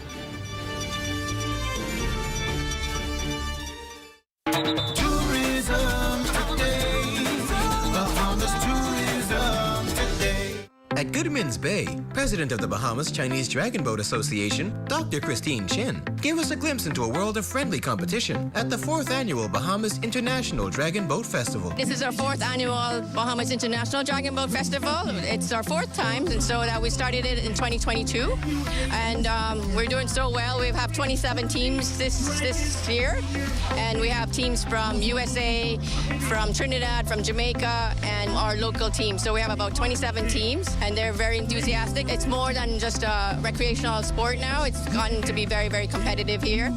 But it's an international sport that started, 2,500 years ago in China. So the first boats that we had were donated by the Chinese embassy, and this time we had to buy 8 more new boats. They're ocean boats, so they're a lot more stable. They don't capsize at all. So we're doing really, really well. The weather's held up, and we're so excited because we have a lot of foreigners from overseas. So we're getting a really lot of international visitors. Last month there was the International Dragon Boat Federation in Germany, and then next year is going to be in Taiwan. So there's opportunities for our local teams to go abroad. The Bahamas team actually went to Montreal for the Pan Am Champs, and they did quite well. They know now how hard and how challenging it is. So they're very souped up. They've done very, very well in this year's festival so far. So we're hoping that we could send more teams away for international competition. Our website is BC Dragon Boat, but all they have to do is contact me for 244735, and we could give them all the details. But if they know somebody who paddles, they could just come. We're there every Saturday morning. When we get close to the festival, we do 3 or 4 times a week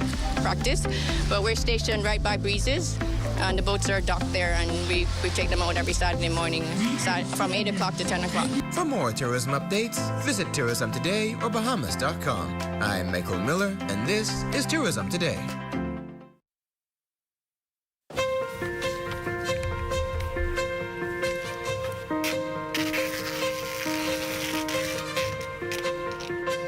Get this straight to our new sales and marketing office, Centerville House, 5th floor, ASAP.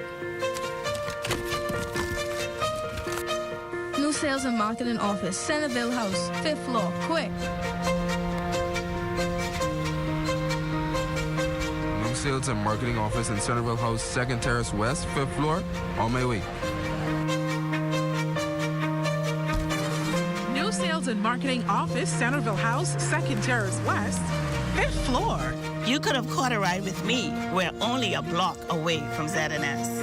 ZNS Sales and Marketing has moved to the 5th floor, Centerville House, 2nd Terrace West. For more information, call 502-3800. The Ministry of Foreign Affairs and the Human Rights Regional Office are donating books to inmates at the Bahamas Department of Corrections. Excellent corporate work. And Mar Morris is the new kid on the block when it comes to deep sea research organization. The details are on the way. Plus, iguanas are spotted in western New Providence. The tail of the big lizards is on the way. And coming up in sports, Anthonique is on to the 200-meter semis.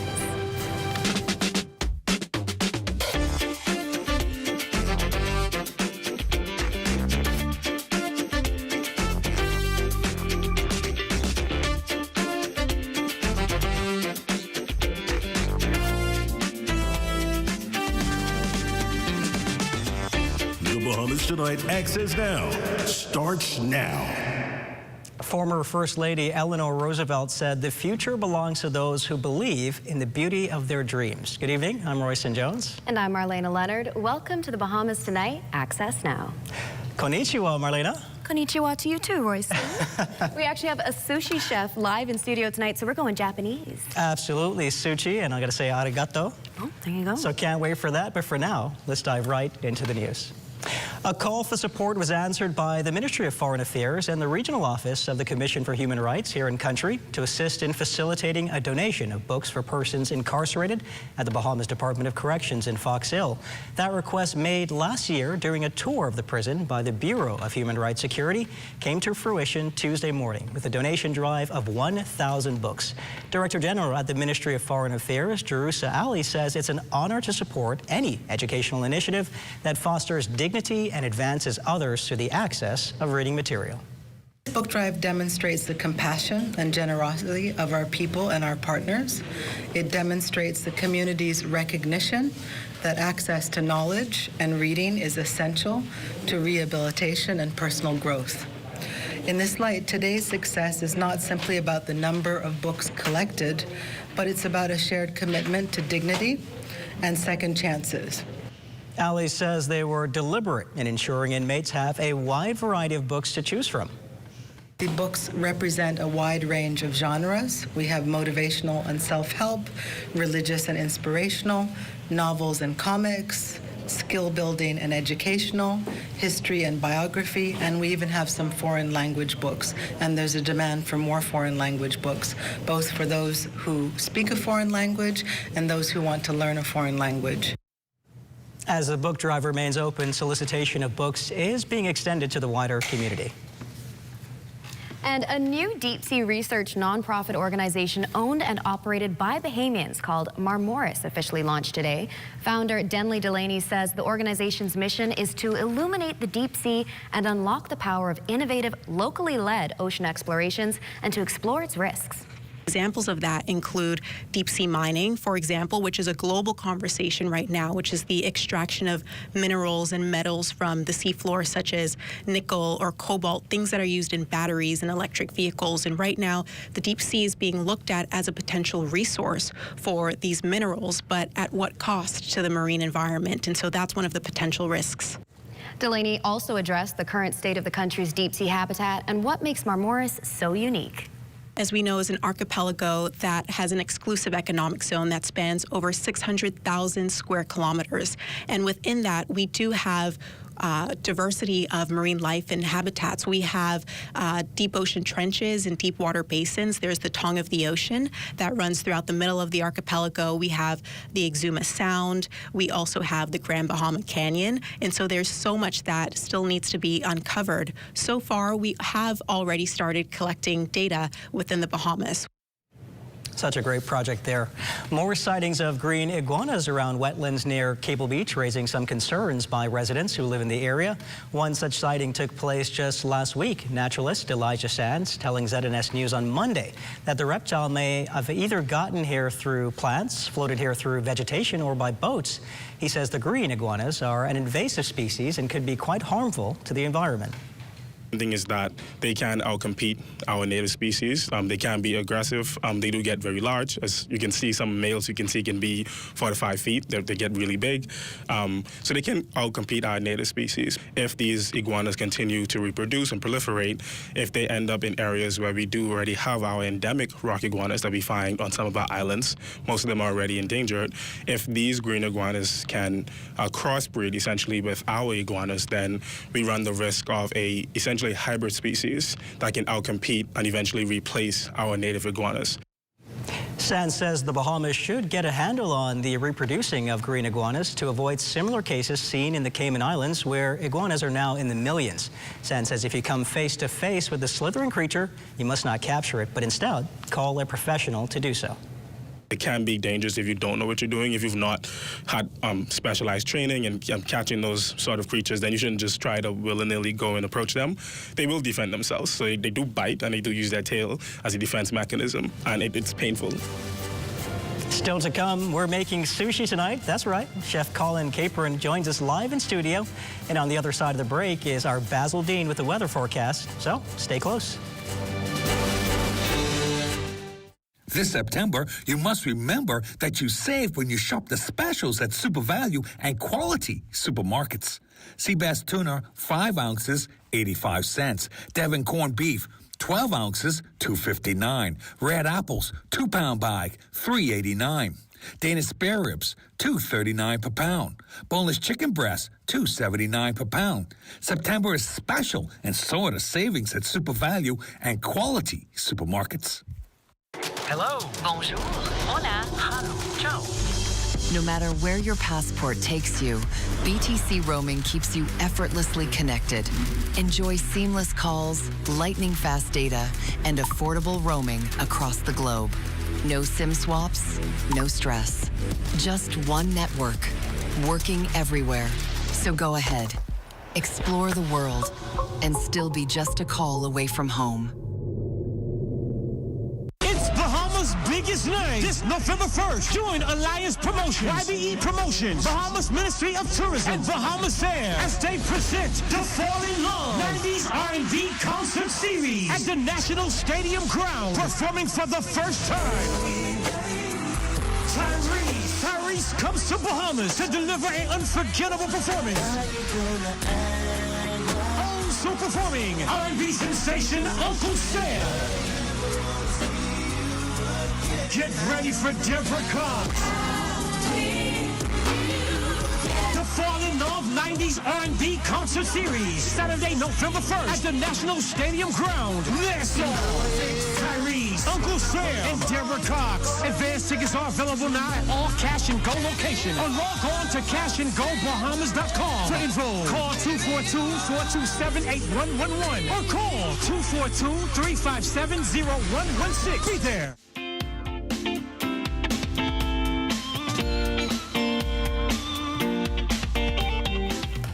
It's time for your Access weather forecast. The tropics heating up. We have two systems out there. There's fresh tropical wave just off the African coast. It's moving towards the west at about 15 miles per hour, and the Hurricane Center is giving it about a 20% chance of development. So that's a low probability of development of that system.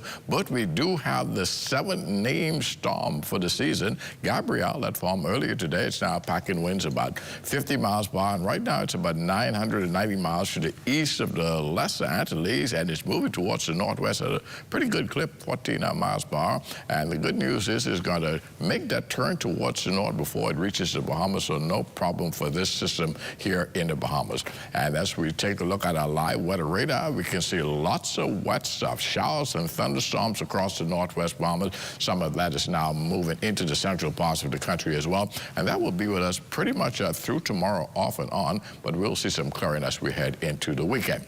Boating forecast tonight in the northwestern islands, northeast to east winds, 10 to 15 knots. Wave heights 2 to 4 feet. Low tide will take place at 11:01 tonight, and then you will see a high tide at 5:27 tomorrow morning. And for the central and southeastern islands, zonal flow. That's as winds out of the east at 10 to 15 knots. Wave heights 2 to 4 feet over the ocean. And as we head into Thursday, for all areas, the winds are going to be east to southeast, 10 to 15 knots. Wave heights 2 to 4 feet over the ocean. Tide-wise now, high tide 5:53 in the morning with a low tide at 12:01 in the afternoon. And as we head into Friday in the northwest and central islands, we're going to have some light to variable winds, flat seas, beautiful boating conditions, high tide 6:44 in the morning. Low tide, that will take place at 12:54 in the afternoon. Now for the southeast Bahamas on Friday, southeasterly winds 10 to 15 knots and the wave heights 2 to 4 feet. That's going to do it for your boating forecast. It's time now for your international temperatures, and they are brought to you by Royal Star Assurance. See how they fly. When my mama come see the road. See how they fly. Fly, fly, fly away. See how they fly. Fly right down in Hatchet Bay. See how they fly. When my mama come see the road. See how they fly. When my mama come see the road. See how they fly. They go, they go, they go, they go. See how they fly.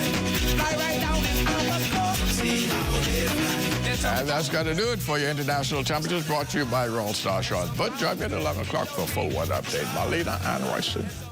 Thank you so much, Basil. Of course, sushi comes from a Japanese word meaning sour rice, and rice, of course, is the heart of sushi. And tonight we have sushi chef Colin Capron live in studio, and we're going to learn all about what sushi is made of. Chef Capron, welcome to Access Now. Thank you. Thank you, guys. Amazing. Now, before we get started, do you think you could tell us a little bit about yourself as a chef? Well, I started cooking at the age of 15, and I fell in love with it. And I bounced around from restaurant to restaurant, learning the craft of culinary. But I took an interest to sushi. So why sushi? What was, I mean, I know I love sushi, but what was so special for you as a chef? I love to eat it. Well, I have a 7-year-old son. His name is Caden. He tells me every day I'm the best sushi chef in the world, so I take this and I run with it. Amazing. Kate is the #1 fan. We love that. Yeah. So can you tell us a little bit about what we're working with here tonight? All right. Well, right here we have the sexy shrimp tempura. I like the name already. Okay. Sexy shrimp tempura. Okay. All right. Well, it's topped with spicy tuna, torched, of course. Got a little bit of spicy mayo, eel sauce, and jalapeno with the little sriracha dots that had a little kick in it. And we have the loaded salmon. Still a salmon tempura, but topped with raw salmon, torched, of course, and spicy mayo. Right here we have the normal plain old shrimp tempura. Everybody loves shrimp. Yeah, classic. It's a classic, yeah. Then we got the plantain roll, topped with just eel sauce and tempura shrimp inside. But right here we have the... This looks special. Yeah, this is a very special one. This is actually a new sushi roll that I brought out. Showtime Sushi. The name of it is the curry shrimp roll. Curry shrimp roll, okay. All right. Interesting. everything was curried. So we curried the shrimp inside, then we topped it with coleslaw around, and then we put a little, razzle-dazzle on top. I love that. So before we dig in, everyone loves the extra gravy, so we're gonna top it with some more decadent. Gravy. Yeah, so this? it doesn't want to come out. I mean, yeah, so. And Marlena's been talking about this sushi. Oh, yes. all No, week. this got me out of bed this morning. And yes, I've been waiting for this all week. Like, if you know me, I'm a sushi monster. People have been asking me to save them some. And I'm like, I know this looks like a lot to you. I might have to say them some. Yeah, no, you're going to have to fight me off of this, yeah. And sushi's so global, of course. I mean, it's reached the furthest regions of the earth. It has a lot of unique takes. Like for us, the plantain sushi, the curry sushi, we have our own unique infusion. How do you come up with these creations? Well, as you can see my size. As you can see my size, I like to eat. Love to eat, I'm there. And my friends around me, they always be like, could you make this? Could you make that? So I've actually made corned beef sushi. Oh. Corned beef sushi. How did that go? Was that a success? It was a hit. Okay. Corned beef sushi. Okay. I've also made stew kong sushi. Okay. Lobster salad sushi. That sounds good. And for the month of October, I have a lot of brand new sushi rolls I'm bringing out. So Showtime, we always had it. You're adding more to the show in Showtime. Always. I love it. So we're taking sushi to a Bahamian level. Okay, it's time. Marlena's asking, can we dig in now? So I'm ready. All righty. Thank you. Here you go. Thank you so much. Sorry, guys. It's like, when you've got the treat on the dog's nose and you're like, wait, you're killing me. All right. What should we dig into first here? I'm gonna try. I know you want to try the curry one. I do. I've been staring at this one since we got up here, so I'll switch over. I'm gonna go for that. Let's see how we do here. Your chopstick game is pretty good there, I must say. I'm going I'm for a one bite. I'm not a liar. This is good.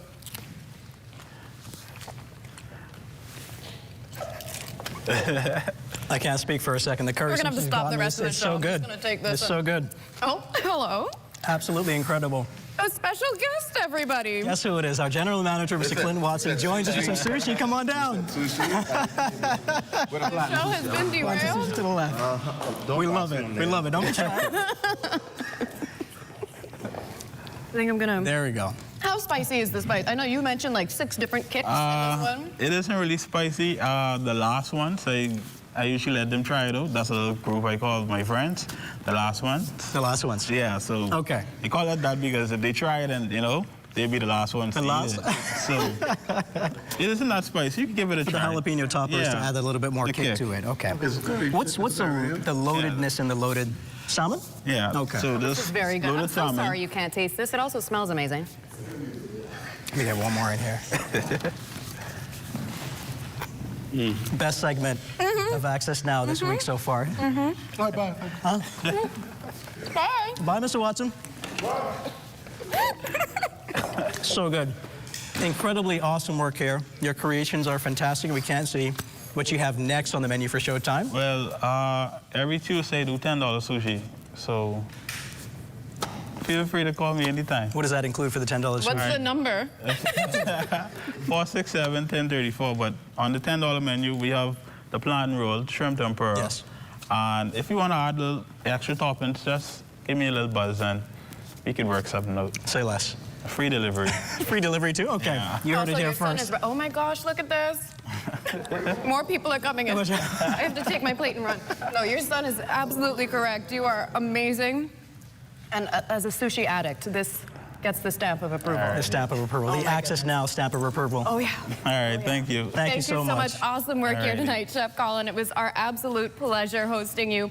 And since we're eating Japanese, we have to say sayonara. Sayonara. And we hope to see you again soon, and I mean that. Please, let's bring him back on a weekly A few more basis. times. Once a month thing why would be not? great. But it's time for us to check in with Total Sports to see what's on tap as I attack more of these. Alrighty. Latest update from Tokyo with this year's World Athletics Championships. Details of that story and more coming up in sports. It's a September with specials to remember at Super Value and Quality Supermarkets. Cardinal evaporated milk, 13 ounces, $1.09. Kellogg's Giant Size cereals, assorted 23 to 28 ounces, $6.39. Mott's apple juice, 86 ounces, $5.99. Pretty Lady red or green seedless grapes, $3.99 per pound. Fresh ground beef, $4.99 per pound. September is special and so are savings at Super Value and Quality supermarkets. Are you or a loved one under medical care? Do you need affordable medical supplies? Ports International is the largest home health care supplier. Medical supplies at the very best price. And you can even shop online. From hospital beds to wound care, wheelchairs to walkers, Ports is a one-stop shop for your medical supplies, and we accept insurance. We have online shopping and 2 locations to serve you, at the Airport Industrial Park and Shirley Street. We also ship to the Family Islands. Shop online and visit us on Facebook. Call Ports at 377-1771.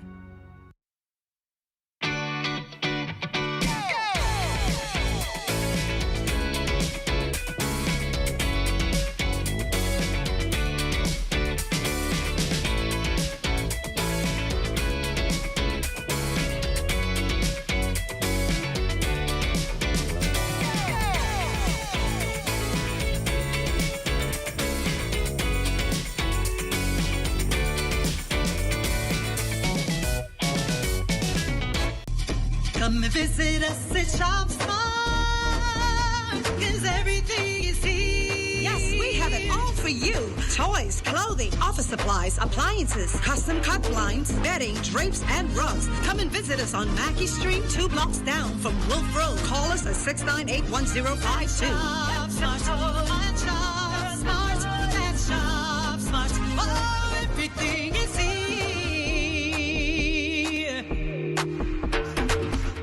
Just discovered that I may have a son here in this land. How much child support is she getting from? The king pays no child support. No child support for 30 years and you came back? You was a dummy. I am Hakeem Jaffer, king of Zamunda. You are the heir to the throne. Yes, my son. He's supposed to be like the prince of Wakanda. Wakanda is a fictional place. Not to everybody. I don't need no handout. Wait a minute. All right, I'm gonna pack. Okay, Daddy. Children, this is your brother. Hey, Quine. Ever occur to you that Meekum wanted to be your heir? Would you dare banish me from my own bedroom? I have upset. My family must be strong. Almost ready to become a prince. Almost. I'm a king, I'm a king, I'm a king. Coming to America, now it's coming to me. I'm a king, I'm a king, I'm a king.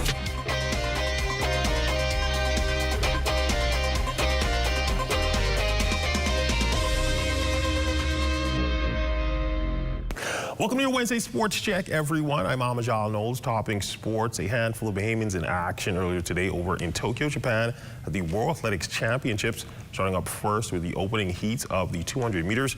On the women's side, former world junior double champion Anthony Strawn running out of lane 4 in heat 4 would make up ground after a tough start to rally from behind to cross the tape in a season's best time of 22:57, just behind American Brittany Brown, who won in 22:50. Strawn will now prepare to run out of lane 6 in the first of 3 heats to secure one of the 8 spots for Friday's final. On the men's side, in the 4th of 6 heats, Olympian Ian Kerr finishing 7th in 20:92.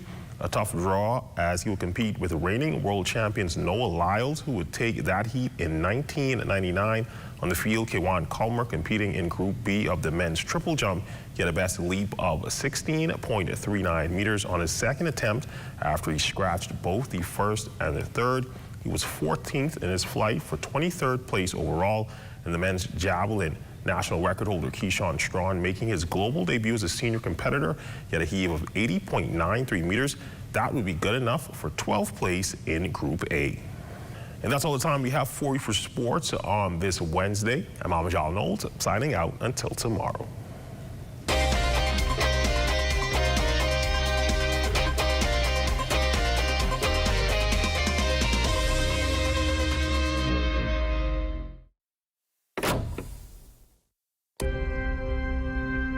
You're probably wondering what I'm doing here sitting in our amazing studio. Well, I'm preparing for my new show coming this fall. In Depth with Mukesh Lapinder is a Sunday magazine style show with timely investigations and deep explorations into the country's ills and triumphs. So join me on Sundays at 10 a.m. this fall for long-form and engaging conversations. And remember, only the sun covers the Bahamas better. What's Trending is turning 1, and we want to hear from you, our amazing viewers. In a short phrase, tell us what you love about What's Trending. Just grab your phone, turn it sideways, and record a quick 15-second video. Then WhatsApp your clip to 422-6827 for a chance to be featured on the show. Let's celebrate 1 year of trending moments together. And guess what? Our friends at Commonwealth Brewery heard we're turning 1 and they're joining the party. A lucky winner will receive a gift basket of goodies from 700 Wines and Spirits just for sending in a video. So get filming, get festive, and let's keep What's Trending trending. We can't wait to hear from you. Hurry! The promotion ends September 30th.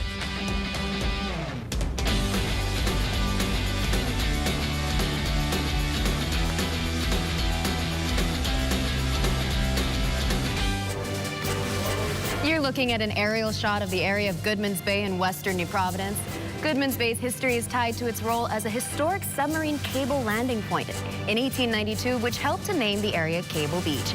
That shot is courtesy of our drone pilot, Kyson Miller. And since we're out there, let's go lay low in Bimini. Let's go.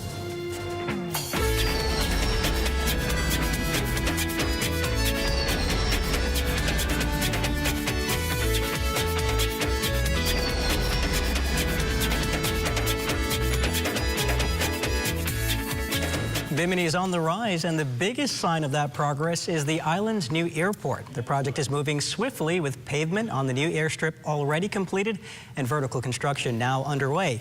Deputy Prime Minister Chester Cooper says the work is on track to wrap up substantially by early 2026. It's progressing. The airport is moving very well. We have a partner, Island Airport Development Partners. It's a partnership between Phoenix and Plenary International organizations, entities, and they are moving swiftly with the development there. We saw already the repavement of the airstrip. We now see vertical construction happening.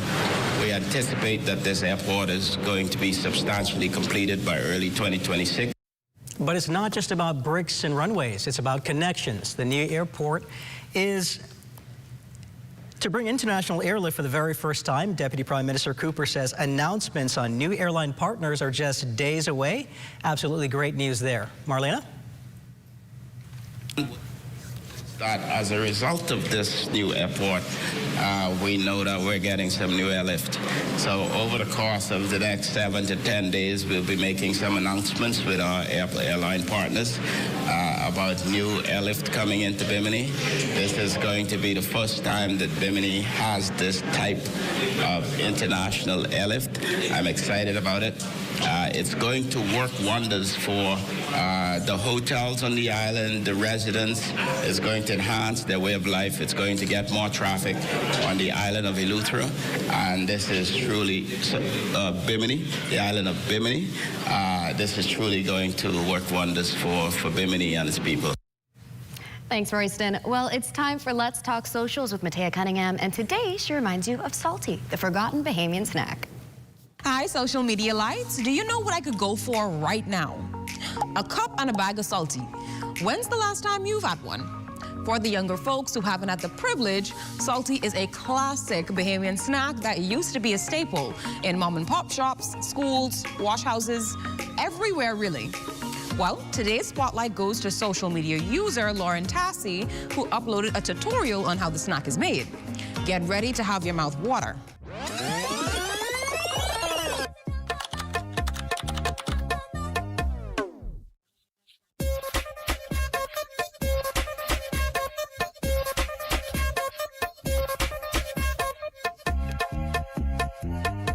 I love Salty as much as the next person, but let's check out what the public had to say in the comments. Pretty Anna 24 says, OMG, that looks so good. Nick wrote, Ooh, I ain't had salty in years, and this is the first thing I grabbed when I touched down.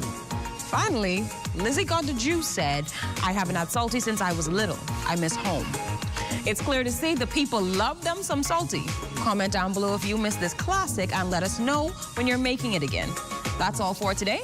Bye, everyone. Thanks so much, Mateo. We're back here. We snuck back for the sushi, right, Marlena? Oh, yeah. I totally didn't eat all of this by myself. It wasn't me. We want to thank you so much, Chef Capron, for bringing us these delicious sushi treats today. And that's going to do it for Bahamas Tonight Access Now. Make sure to join us tomorrow night where we have the main course. Today's the main course, rather. Tomorrow is going to be desserts with Machinaire de Veau. And make sure to stay tuned for the rundown with Clint Watson. Tonight, his discussions lead to an update on the Bahamas National Statistical Institute. Good night, everybody. Bye.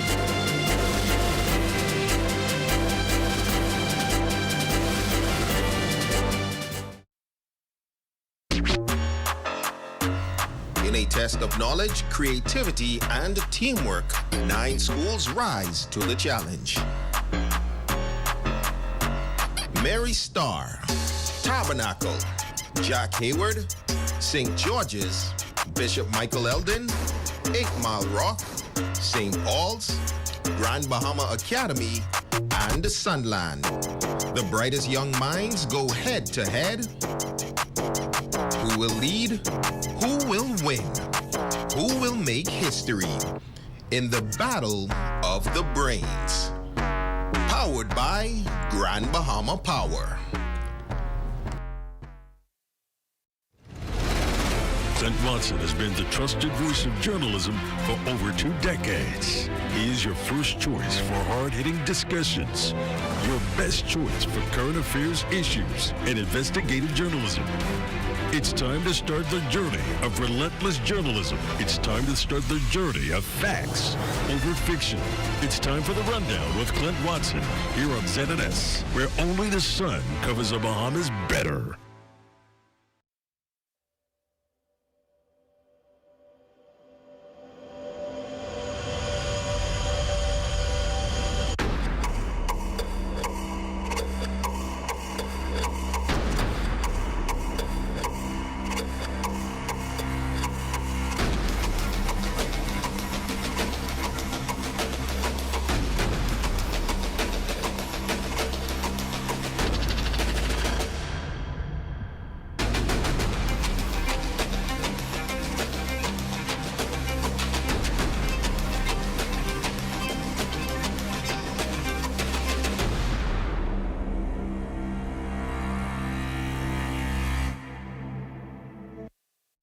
What's trending in business? Who's making major money moves? And how's it shaping your future?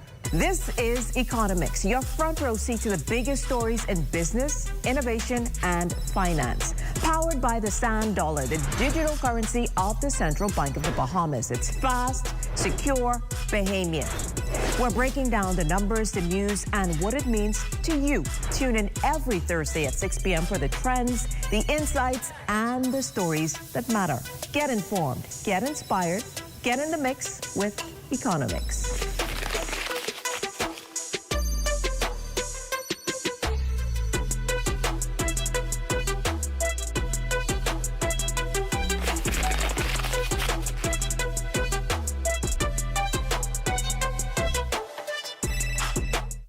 Coming this fall. She had brown hair. She didn't even have red hair. The contract signed does not indicate anywhere that I am in charge of her hair color. More courtroom drama. She rented these 60 chair covers from me. The event was for my Grammy for her birthday. Yes. And my Grammy don't even know 65 people. On Justice with Judge Carroll, Fridays at 8 p.m. Real cases, real judgment. Judge Carroll always gets it right. Just discovered that I may have a son here in this land. How much child support is she getting from? The king pays no child support. No child support for 30 years and you came back? You was a dummy. I am Hakeem Jaffer, king of Zamunda. You are the heir to the throne. Yes, my son. He's supposed to be like the prince of Wakanda. Wakanda is a fictional place. Not to everybody. I don't need no handout. Wait a minute. All right, I'm gonna pack. Okay, Children, this is your brother. Hey, Quine. ever occur to you that Meekum wanted to be your heir? Would you dare banish me from my own bedroom? I have upset my family. Must be strong. Almost ready to become a prince. Almost.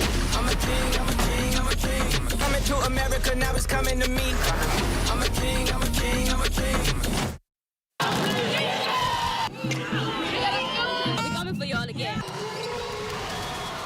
Are you ready for the hardest sports show on the market? It's called The Timeout. Sundays on the ZNS television network. In our first show, 4 decades of sports in the country.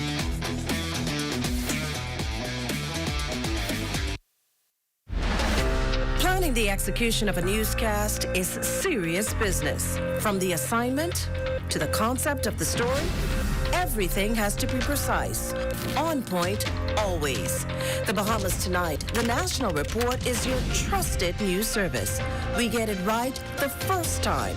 Our preparation for you each night is done with care, knowing that our voices will reach you on 700 islands and keys with unquestionable accuracy. It gives me great pleasure each night to say, welcome to the Bahamas Tonight, the national report. I'm your national anchor, Mukesh Lapinder. At Harold One, I'm Ted Jervis, and this is ZNS.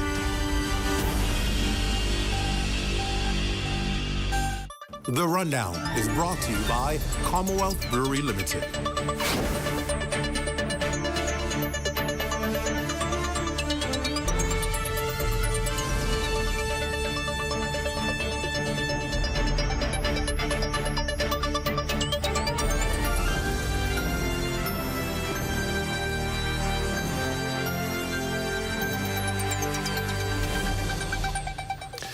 Good evening, everyone, and welcome to the show. It's great to have you with us for another night. Thanks so much for joining us. Well, we begin tonight with Morton Bahamas, Inagua's largest employer and a leading global salt producer, a company whose relations with the Bahamas spans nearly 7 decades and one whose name is inextricably linked to that southern island. Today, announced the company has a new owner. Corvo Pyram joins us live in studio tonight to tell us that the news caught many off guard. Good night, Corvo. What can you tell us? Good evening, Clint. And you know, we were talking to residents today who reminded us that Morton hires about 60% of Inagua's workforce. In addition to that, it has also been a longtime community partner. And so the Luska Group's announcement today that its subsidiary, the Grand Bahamas Salt Company Limited, has agreed to buy 100% of the shares of Morton Bahamas Limited on Wednesday was met with both uncertainty on Inagua as well as some optimism. Luska, headquartered here in the Bahamas, is an investment and trading company. Morton, Inagua's main employer with 78 employees, produces 1 million pounds of salt per year for the North American market. Morton's former general manager, Glenn Bannister, speaking with our news team about the sale to Luska just earlier today.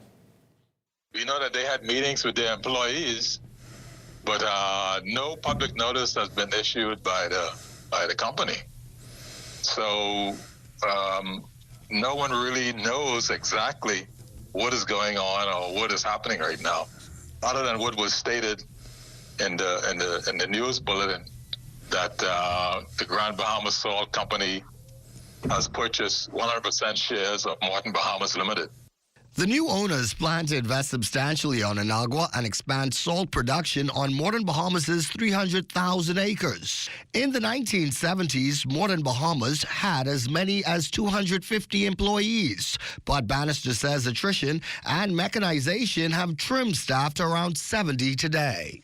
3 shifts of employees to do loading and 3 shifts of employees to do production. A loading conveyor was put in to do the loading aspects of that. So that allowed the company to capitalize on production more because the loading was done automatically instead of using, employees and moving it to the truck and taking it to a conveyor and dumping it into a hopper to go out to the dock and onto the ship.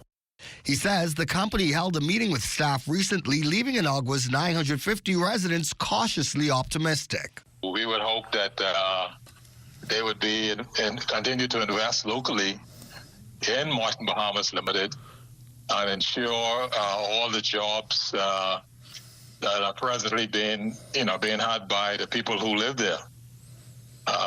So we can only hope for the best. Well, after news broke, we were scrambling to learn more about the new company, Clinton. One of the things that we've learned about Luska is that it plans to develop large-scale opportunities in solar salt production as well as agro-industrial opportunities. So we look to learn more, and we will, of course, continue to follow the story for you. Back to you, Clint. Thanks a lot, Corville, probably from great reporting there. And of course, Morton Salt is something that a company that we know over the years. Well, we've said it. You've built Inagua and the town of Matthewtown around that business because that's where most of the people were employed. And they've had their woes over the years. They've had their issues, industrial issues, the unions, unrest, the whole full gamut of it. And now to see this new ownership, I can only imagine what people are feeling right now, whether this will kind of change what they've been experiencing for some years or whether this will negatively impact them further. But what we do know is it's the lifeblood of that economy. And of course, I'm sure government wants to have a hand in a part of whatever talks and negotiations are taking place to ensure that whatever's best happens for the people there, the residents there, right? Anything detrimental happening there will just be not good for the people of Inagua. So we're going to watch this story closely for you. Meantime, after weeks of uncertainty and, of course, a sense of calm now fills unified Junkanoo community as eyes turn towards safeguarding its legacy. Amaya Moss explains. Tensions between the Junkanoo Corporation of New Providence and the government have eased, signaling a path forward for the country's premier cultural expression.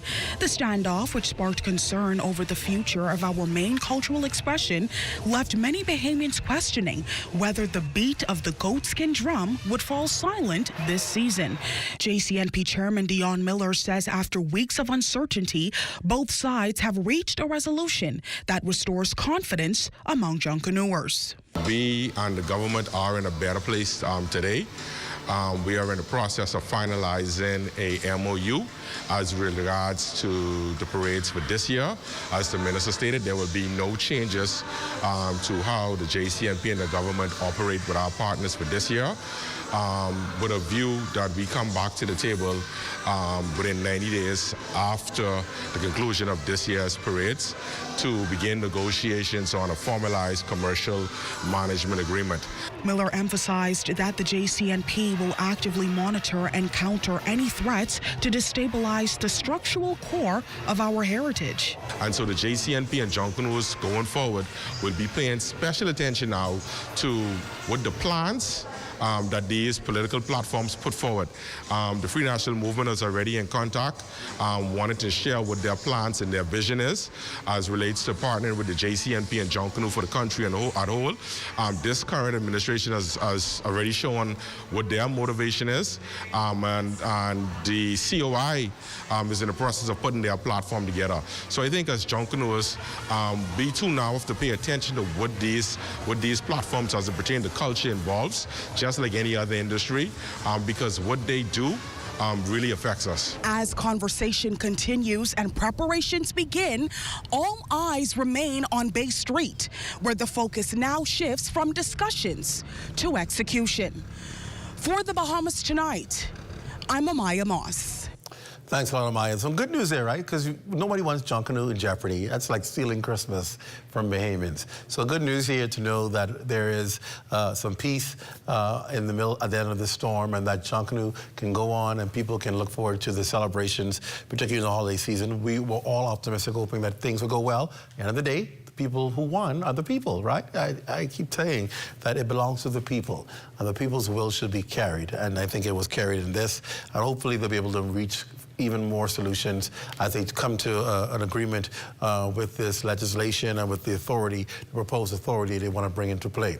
Well, we also want to tell you that right here at the Broadcasting Corporation of the Bahamas, executives have made the bold decision to tap into new markets, and as it strengthens its focus on local content. ZNS has finalized agreements to, of course, for programming to be in the Turks and Caicos, and now the possibility of it actually happening in Jamaica. Arnica Bannister has a story. The Broadcasting Corporation is seeking to propel its reach in the Caribbean. After a successful link into the Turks and Caicos Islands, the focus is now on the growing regional market through Flow TV, offering television services in 20 Caribbean countries. Chairman Picewell Forbes is optimistic about the potential for ZNS. So we are just proud to be here. We want to say to you, we look forward to us bringing our product, and also you avoiding some of your products also from hopefully from this community back to us in the Bahamas. And this could only grow from strain to strain. In Jamaica, Flow TV offers television services including channel packages and pay-per-view options. Manager of Finance Atara O'Sullivan is hoping to take this partnership to an even higher level. On behalf of Flow, we're very honored to have this contract. We're looking forward to another 5+ years and the expansion into other markets in the CWC realm in the Caribbean with ZNS. So we're looking forward to that partnership. We're glad that we are here, and we can't wait to see what's to come. General Manager Clint Watson shares his thoughts on the agreement, saying he is excited and looks forward to this partnership with Flow. We believe that this unique partnership with Flow TV sets us up for that. Flow is regional. It's in various countries in the Caribbean, and that makes a kind of partnership that we need of a platform that is in various jurisdictions to carry the stories of the Caribbean people. And so we're very excited. We value this partnership with Flow TV. We look forward to growing it and sustaining it because of this impact that this company has regionally. Deputy General Manager of Family Island Affairs, Darren Meadows, added that this collaboration will not only extend ZNS broadcast into Jamaica, but will also open the door for expansion into several other countries. He breaks down exactly how this will work. The partnership really is a television signal carriage agreement where ZNS is put on the network in various countries, and so when you go to the Turks and Caicos Islands and you turn on your Flow TV, you could click to ZNS and see the news and see the content just as if you were in the Bahamas. And so that is what we are trying to broaden and go into different Caribbean countries. And so Jamaica is one that we really have our eyes set on, and we believe that we can make a mark if we do that. This is a partnership that bridges the Bahamas, Jamaica, and beyond, with vast potential for the corporation's growth and viability in the region. Reporting for the Bahamas Tonight, I'm Arnika Bannister. All right, great job there, ZNS. Keep doing great things. How do I give commentary on a story I'm involved in? Nonetheless, that's the greatness of the team here and the excellence they've been doing, and that the product here is being sought after in other countries, and we're excited about the team here who's making all of this possible. Congratulations to the staff here at ZNS. Well, we've got a mix of politics and education on tonight's show. It's a special week for the Progressive Party as officials celebrate its 4th anniversary in office and continues to boast about its accomplishments as a government that will benefit all Bahamians. Senator Randy Roll is here. He'll discuss the government's current record, including trade, diversification, and consumer affairs. Then, if you're a parent with a college-bound student, tonight's show, as usual, is for you. Representatives from several Bahamian United States and Canadian colleges are in town to facilitate the annual college fair, spearheaded by the Charlotte Knowles Thompson Agency. The goal is to ensure Bahamian high school students receive all the information they can get when making the decision to obtain a tertiary education. I'm looking forward to that conversation. Stay with us for an exciting show that begins on the next side of the break. You're watching The Rundown here on the ZNS Network. We're back after this.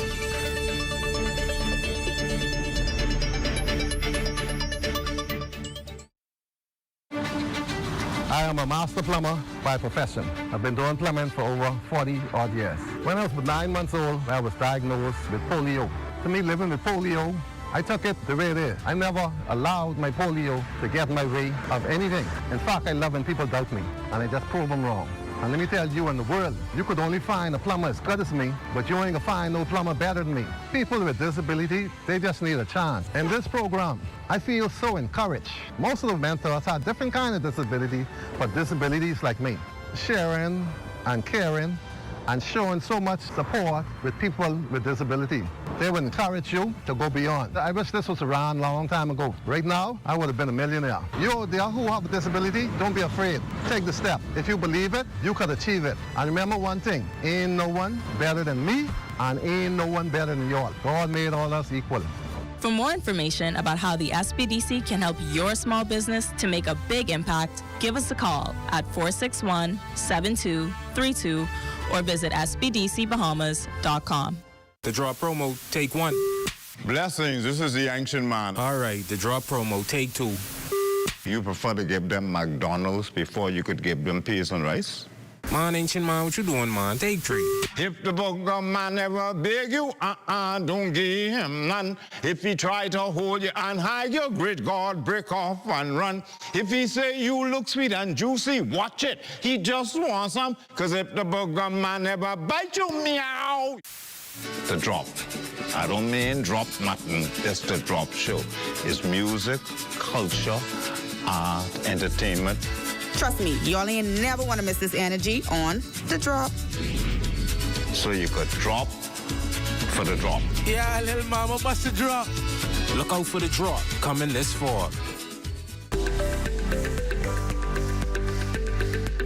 The Ministry of Social Services, Information and Broadcasting is partnering with the Bahamas Christian Council to help build stronger Bahamian families.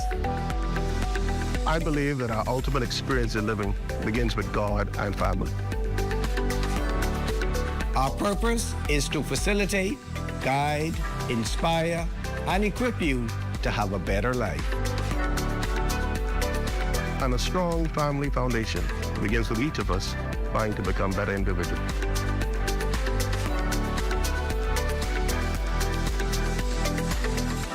Let's unite for a stronger Bahamas. This message is brought to you by the Ministry of Social Services, Information and Broadcasting, the heartbeat of the nation, leading Bahamians from dependency to self-sufficiency to economic empowerment.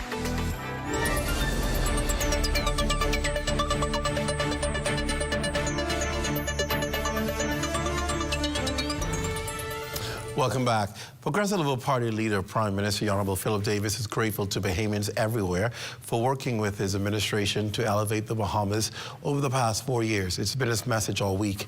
The PLP's team is comprised of proud Bahamians who are eager to ensure Bahamians live the life they deserve. One of them is Senator the Honorable Randy Roll. He's worn many political hats, and currently he's executive chairman of the Bahamas Consumer Protection Commission. He's made several appearances on our show, and we're always happy to have him back. Welcome back, sir. Good to have you. Thank you. It's happy to be here. Wow. So let's talk about it, because all week has been about focusing on the achievements of this administration, what they've done, daring the opposition parties criticize and say whether they believe anything was done at all. But I want to start first with the mission, because the question really is a recent trip to the People's Republic of China focusing on economic diversification. Report back to us and tell us how did that go and the accomplishments out of that. Well, Clint, it was an excellent presentation that we were able to, a group from the Bahamas, including, persons who are part of the Ministry of Economic Affairs, along with the private sector. We were able to visit several places in China and kind of get an insight as to what they have to offer. Mind you, in the last couple of years, we have noticed that a number of Bahamians more and more are deciding to ship from China. And so it was important for us to, in terms of diversification, understanding the entire process and how best we can fit in to be able to make sure that this transition is as smooth as possible for Bahamians. When we look at trade internationally, what are some of the things that you're looking for as somebody who's dealing with economic diversification to benefit the Bahamas? Well, again, in terms of pricing, again, that's a big thing for Bahamians. The quality of products, and again, the ease of business and getting the products here. And so those are three of the main things. Bahamians want products that are reliable, they can trust, and the process of getting it here is easy. And so it meant, going to some of these warehouses, which we were able to go to, speaking with them. Mind you, we're not just talking about diversification anymore. We're at the table, we're on the ground, we're making sure that we understand the process, and it's there to benefit Bahamians far and wide. Do we have a number yet on how many countries are willing to diversify with the Bahamas? Well, I can tell you that, the Trade Commission under Senator Barry Griffin, who is Senator and Chairman of that commission, have already done some stuff in Africa. They've been to Jamaica. They're talking with Panama and a number of different places. And a number of these places we do business with already, but we're finding that, you know, the quality is good. We're finding that the prices are good, and Bahamians are starting to catch on. They're starting to use it. They're interested in understanding, and they're going with us. Some small businesses are going with us and saying, hey, it's not that bad. Let's try it. And so once you're able to try things, see that it works for the purpose in which you want, then, you know, that's going to be a benefit for all. I was about to ask you that, because we have a lot of Bahamians who shop online, right? There's a big market, people ship now to the shipping companies. Should Bahamians be perhaps considering looking at products from other countries other than traditional countries we purchase from, the United States, China? Are there deals out there, particularly retail, that Bahamians should be looking at and then purchasing online and shipping it? Oh, most definitely. As a matter of fact, one of the main places that we were able to communicate with and talk to is a company called Alibaba and Shine. Those are companies that Bahamians already use. That's right. That's right. Exactly. That's right. And so understanding that process and the protocols that are associated with shipping from places such as that was great insight for us. From a consumer protection standpoint, we were able to, again, get an insight. So even if there's something that happens during that process, we now have a contact in who to call and get an understanding, and of course, the quality of the product. And so I can tell you that on this trade mission as well was quality standards, was not only consumer protection, but, you know, places from you know, BBSQ, which deals with standards, and we are trying to mirror our standards based on international standards, and so that is something that's good. That is something that Bahamians can feel proud about and be confident about, that listen, once products come from these places that we would have been, they are quality products and there is a process. What are the items that are in demand that the government wants to import? Are there particular items that you're thinking of that will make great opportunities and benefits to the Bahamian people if you're able to import it from those countries? Well, what I can tell you, one of the things that has been up there on the charts has been building supplies. And so, you know, many Bahamians are looking for affordable ways to build. And so that has been probably the major one. There are some people who are looking at meats. There are others who are interested in clothing supplies and, you know, windows, and there's so much. I mean, there's so much out there that, you know, to go there and to discover for yourselves. And of course, then there's new industries. So someone may be in one industry and you go there and you're like, hey, this is a good deal, let's look at it. And so this creates that opportunity. So again, Clint, we're not just talking about it. We're at the table, we're going out there, we're making it happen, and I think that is game-changing, you know? After 4 years in office, why would you encourage Bahamians to support the Progressive Party? And in answering that, what are the particular things that you think have happened through the areas you've had responsibility of that weren't in existence before that you believe speaks to the growth of the administration? Well, for me, Clint, most important is that the Davis administration is delivering on its promises. They promised the Bahamian people that they were going to be transparent on a number of things. They were going to find a way to ease the cost of living for them. When we first came to office, these are things that we came out of the block doing, you know. It was a transition in the beginning, but again, that was a smooth process. And so everyone has been busy working, making sure that we're delivering on things that we say that we would. The cost of living, trade diversification, being able to, again, help the cost of living go down, and this is something that we're not just talking about it, Bahamians are feeling it.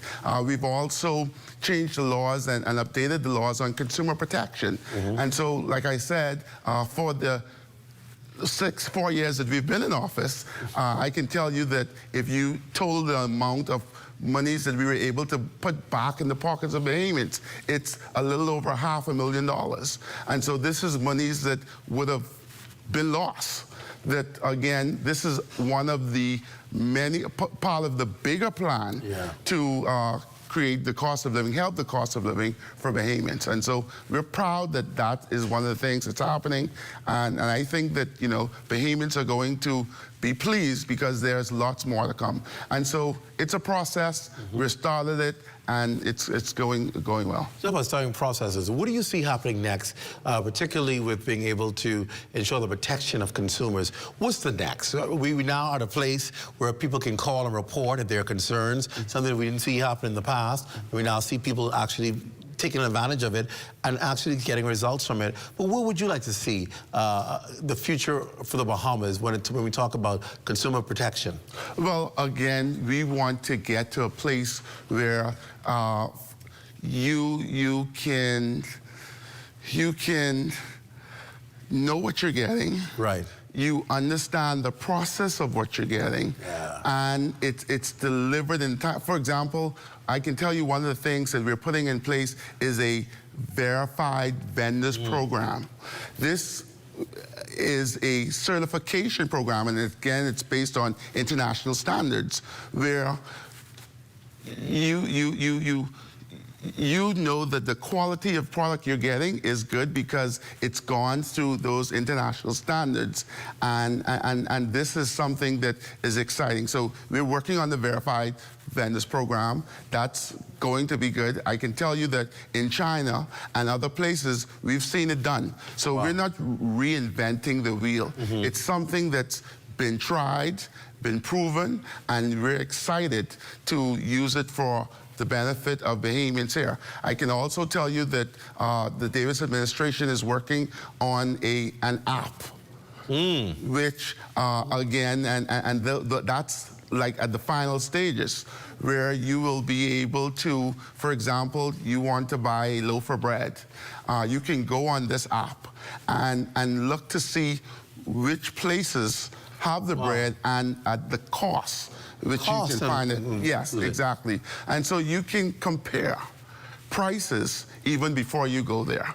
I think this is a game changer. I think it will be a game changer for Bahamians because Bahamians want to find a way to ease the burden, to make sure that they're getting extra for the dollar. Right. And this program is one of many that will allow you to do that. So we have a Affordable Bahamas program, and it's a part of a holistic program that will, again, help with the cost of living at the end of the day. So on this 4th anniversary, what do you say to people who say at the end of the day, is it worth it? Should I keep my hands in the Progressive Liberal Party? Should I move and give an alternative a chance? What do you say to people like that? I say that under Philip Brave Davis and that administration, you have a proven leader who has shown that he is ready for the task, who is surrounded by good persons who are ready for the task, who has done it.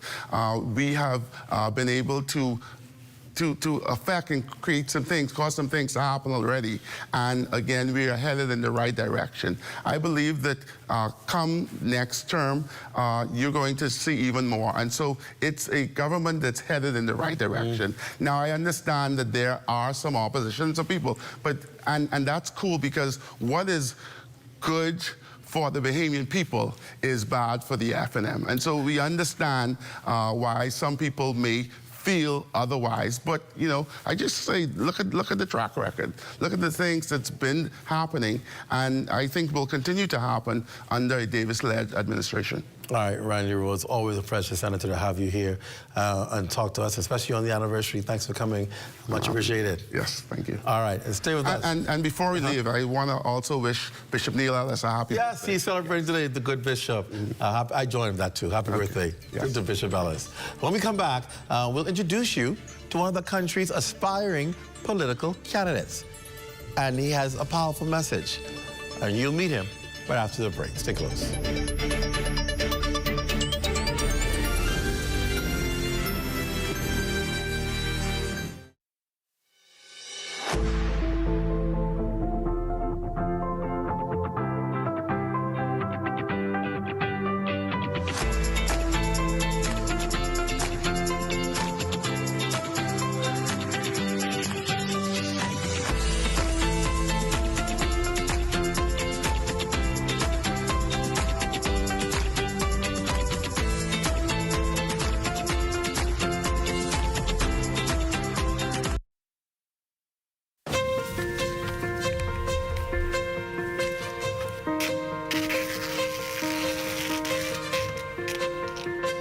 Get this straight to our new sales and marketing office, Centerville House, 5th floor, ASAP. New sales and marketing office, Centerville House, 5th floor, quick. New sales and marketing office in Centerville House, 2nd Terrace West, 5th floor, on my way.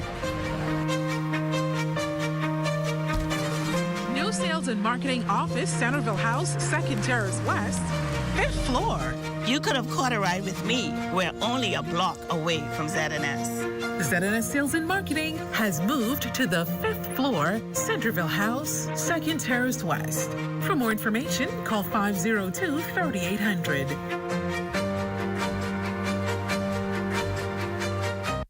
Hi, why can't I find my own wife? We've gone to a great deal of trouble to select for you a very fine wife. Where will you find such a woman? In America. We're in New York now. Let us dress as New Yorkers. I feel like a complete idiot. Have either of you ever had any fast food work experience before? This will be our first job in the United States. I am Akeem. It's nice to meet you, Akeem. I have recently been placed in charge of garbage. That's good to know. Greetings, Your Highness. Who was that? Eddie Murphy. Just the man I met in the restroom. Arsenio Hall. Ah! In a comedy fable, coming to America.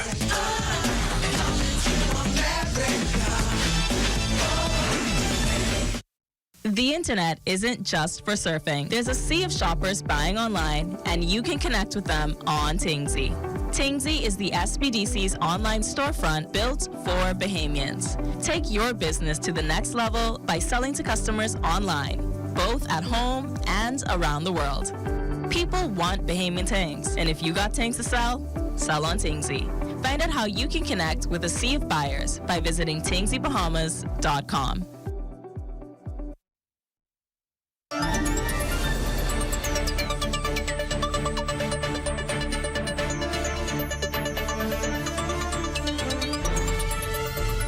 Welcome back to the show. A special good evening to all of you who are in the line Zen on Facebook. I see you here. And then, of course, those of you watching by YouTube or be watching around the country on Flow TV, Cable Bahamas. Turks and Caicos, we know you're there. And, of course, those of you in the region and around the world all tuned in. Always a pleasure to have you here on The Rundown. Thanks for joining us. Well, many Family Islanders are making the move to enter the national political arena by throwing their hat in the ring to become a candidate in the 2026 general elections. One of them is Harbor Island and Lutheran native Joseph John Presenti, better known to most people in the community as JJ. The businessman, local government councillor, and realtor is aspiring to become the Progressive Liberal Party's candidate for North Eleuthera. He's here to discuss his potential plans for North Eleuthera and, of course, ignoring the critics, talking about why he believes he's the best candidate and the man for the job. Welcome to the show. Welcome to The Rundown. It's great to have you here tonight. Thank you for having me.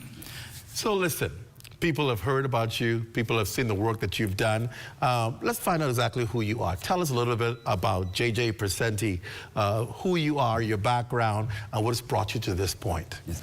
Well, I grew up in Harbor Island. My navel string is still actually buried there. Wow. Both my families are from there, the Mosses, the Neelys. Obviously, my grandmother was Ma Ruby Presenti, who ran the Tingham Village Hotel for many years. She's a Hannah Hasty Times, so you can imagine what it's like to grow up. It's a lot of history. But I went to St. Augustine's and then went to university in Nova Scotia, but decided to come back home. And I wanted to get back home to Harbor Island because obviously Harbor Island started growing and booming, more hotels. The rest of the world sort of came to us. And as I was living there and starting my businesses, I started discovering more and more of Eleuthera. We weren't necessarily allowed to cross the water when we were younger, but as adults, we started going to Spanish Wells for the day. We started picking hog plums in Bogue and Bluff, and we started getting our pineapples from Gregory Town. So you start to love and you get friends and you see everybody come over every day and you see how much people in the North work together. And you fall in love with that. That becomes home. So that's how... It's interesting you say that because I'm sitting here thinking, how do you kind of sum up North Eleuthera constituency? Because it's made up of so many diverse communities. You have the Harbor Island, then you have the Spanish Wells, then you have the Bluff, Lower Bogue, Upper Bogue, those communities. Everyone seems so different. Are you seeing over the years now more integration rather than separation of those communities? We are one North. Wow. We have one vision and we have one mission and we have one vision. And obviously that is to take care of our brothers and sisters. On a daily basis, many persons, they bring their fish from the mainland, they come to Harbor Island. Harbor Island is when we want to get away from how busy it is, we go to North Eleuthera. Wow. We support each and everyone's homecomings. We actually enjoy each other, and that's what makes North Eleuthera extremely special. We actually move as a team, and that's something that is a characteristic that only I think I've experienced here or in North Eleuthera. Why frontline politics? You've been in the community, you've been working in the community, working in local government, working in the business community. Why now this step to politics? So I want to make sure and clear the air. I am a progressive Liberal Party. I believe in our Prime Minister and our Deputy Prime Minister and the leaders, and we have some great examples of members of Parliament, including our current sitting Member of Parliament, Mr. Sylvanus Petty. I got to work, I've known him for a long time, and that's a friend of mine, so I consider him family. Working along with him got me so excited because it was front line. He would come and tell ideas. His team would just start working and working and working. And when he sort of mentioned to me, JJ, I may not be, you know, wanting to do this again. I said, no, you got to do it. You got to do it. You got to do it. And then he said, no, we made it official. And I kept saying, you know, I'll support you. Right. But if you don't go, if you don't mind passing the baton on to me, I would be very grateful because I can continue the work that you and the goals you've been working with and continue on with the home that we both love. And many other aspirants came in the race, people who were not from North Eleuthera. Wow. And it just gave me more drive. My fire started, you know, the team started the fire.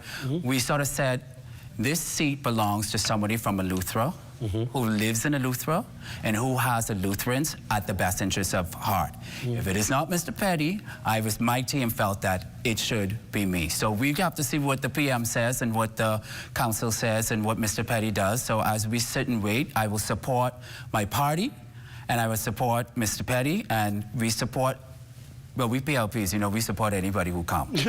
That's the way of our nature of the institution of the PLP, but we need to win the seat. And we need to make sure that the seat remains PLP.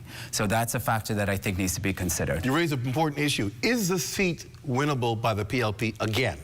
The PLP has been doing tremendous work around the country, especially with the starting of the new airport. That has shown the commitment of the Progressive Liberal Party to this country. And Mr. Petty has worked and he's been behind a lot of it. Along the way, there's been great team members that have definitely pulled up the stacks and filled in the gap. And, you know, if he wasn't present, they were there. But the Progressive Liberal Party we've been improving. Ms. Jobette Kobe-Davis, she's improving the electricity. Yes, it's still a little not where we want it to be, but she hasn't given up. Glenys Hannah Martin is constantly working with the district superintendents and the principals to get the right teachers in the schools, get people who care about education, get people who want to do their jobs. This Progressive Liberal Party, as you can see with the Prime Minister, he's about putting people in place who want to do their job and who do their job efficiently and effectively. So the Progressive Liberal Party has a great chance of winning the seat in North Eleuthera. What are the concerns right now as a North Eleutherans? What is it that the community needs that you believe that a leadership led by you or a seat led by you could bring to North Eleuthera? One of the items I think North Eleutherians would like to do is to be involved with the decision makings before the decisions have been made. We're going to give you the details. The results will be based on facts. We're there every day. We know the cries that we go through. So when it comes to sort of infrastructure, and the fact is that our evolution of the North Eleuthera economic part of it has outgrown some of that infrastructure. And these are certain items where when we want to feel like a priority, if we are at the forefront, the voice of the people, yes, Mr. Petty has said a lot of the voice of the people, but you got to play the politics. You got to obviously get in those meetings. Get behind those doors that when the timeline and all of the vision of the pipeline, the constituents of the North Eleuthera constituency are present and can voice their concerns. When we talk about some of the plans you want to bring, one of the things you were telling me before is Bryland Aid. What is that? Well, Bryland Aid is not something that I want to bring. Bryland Aid is something that I've participated in. In 2020, the pandemic hit, and we were very scared. A lot of people who had resources came out of the pandemic with very little resources. Wow. And people who had no little resources are still trying to get above water. The way that Bryland Aid was set up is that we had Job Corp and we had relief. The idea was that we cannot tell people what to do with their money. Right. So let's get into the sanitation part of it. Everyone was custodians. We cleaned Harbor Island. We did some of the government buildings. We painted over 70 homes. We removed, I think it was 140 tons of trash. Wow. Old derelict vehicles, old boats.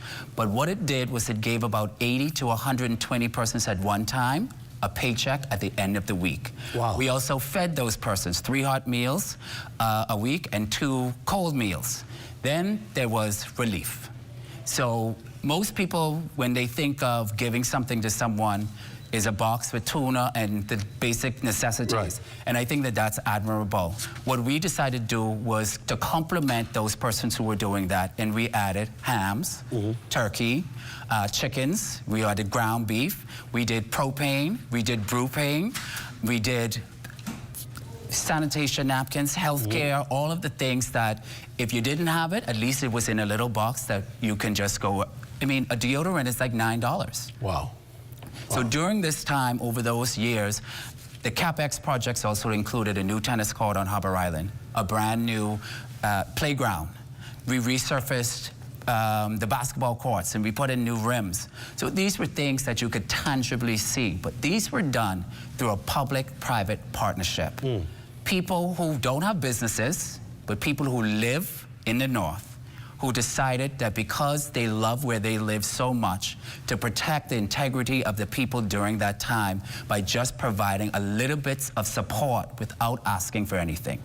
These are people who pay their taxes. They employ, whether it's the gardener, whether it's the maid, whether it's the person who's painting or the construction worker, but they recognize that during that time, they had to do their part if they truly cared about the North, and they did that. So there's a real spirit of self-empowerment for the community. And that is what we would take into Parliament. Self-empowerment for the people on an everyday basis. There are farmers that are out there that want the packing house to get right back where it was. But some days the machinery, is on other jobs. So that's something that we need to take a look at.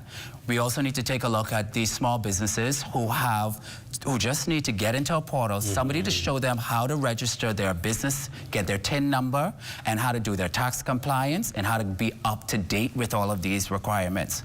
The local government offices, obviously, if we can create just 2 computers for some kids who don't have the computers, the libraries.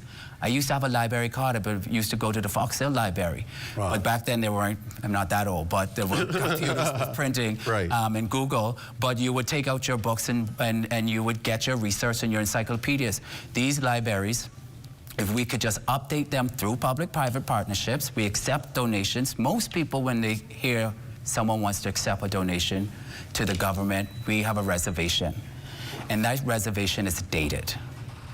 That reservation is not progressive. Not everybody wants something back in return. Right. Some people still have a heart, and if they live here, they want to make sure that their investment, what they have into the ground, some of these homes are $40 million, $60 million homes. Wow. They want to ensure that the community that they've invested in thrives, not just survive, but actually thrives. I have to get this clear, because I know this has been an issue, and I know I'm running out of time, but the issue of commoners' land and land for the people, is that still a concern on not Harbor Island, but in North Eleuthera itself? We have a communist committee, and they have effectively put in proper protocols for you to register your communist, keep up to date with your payments. Obviously, they've had to hire a lawyer so that we can truly be up to date with registering of communist land. What we do need to work on is crown land. There's a number of persons who have been given a paper to say you have been granted Crown land, but it's not been registered. We've collected a little spreadsheet that instead of one person going by themselves, we hope to create a list, and everybody is represented as one voice and as one north for those persons who would like to get the clear titles for the land that they've already built on and have been living on for 10 to 15 years. JJ, sounds like you're not just putting plans together, you're already involved in making a difference. This is what you do when you're at home. Wow. Thank you so much for talking to us. Thank you. It sounds impressive, sounds exciting. Definitely, we wish you the best in your endeavors and in your run. Thank you for being on the rundown tonight. Thank you very much. And stay with us. When we come back tonight, we've been talking about the scholarships. That weekend has come, and what you need to do to get your child qualifying. Some of the colleges are here to talk a little bit about that. You're watching the rundown here on the ZNS Network. We're back after this. Stay close.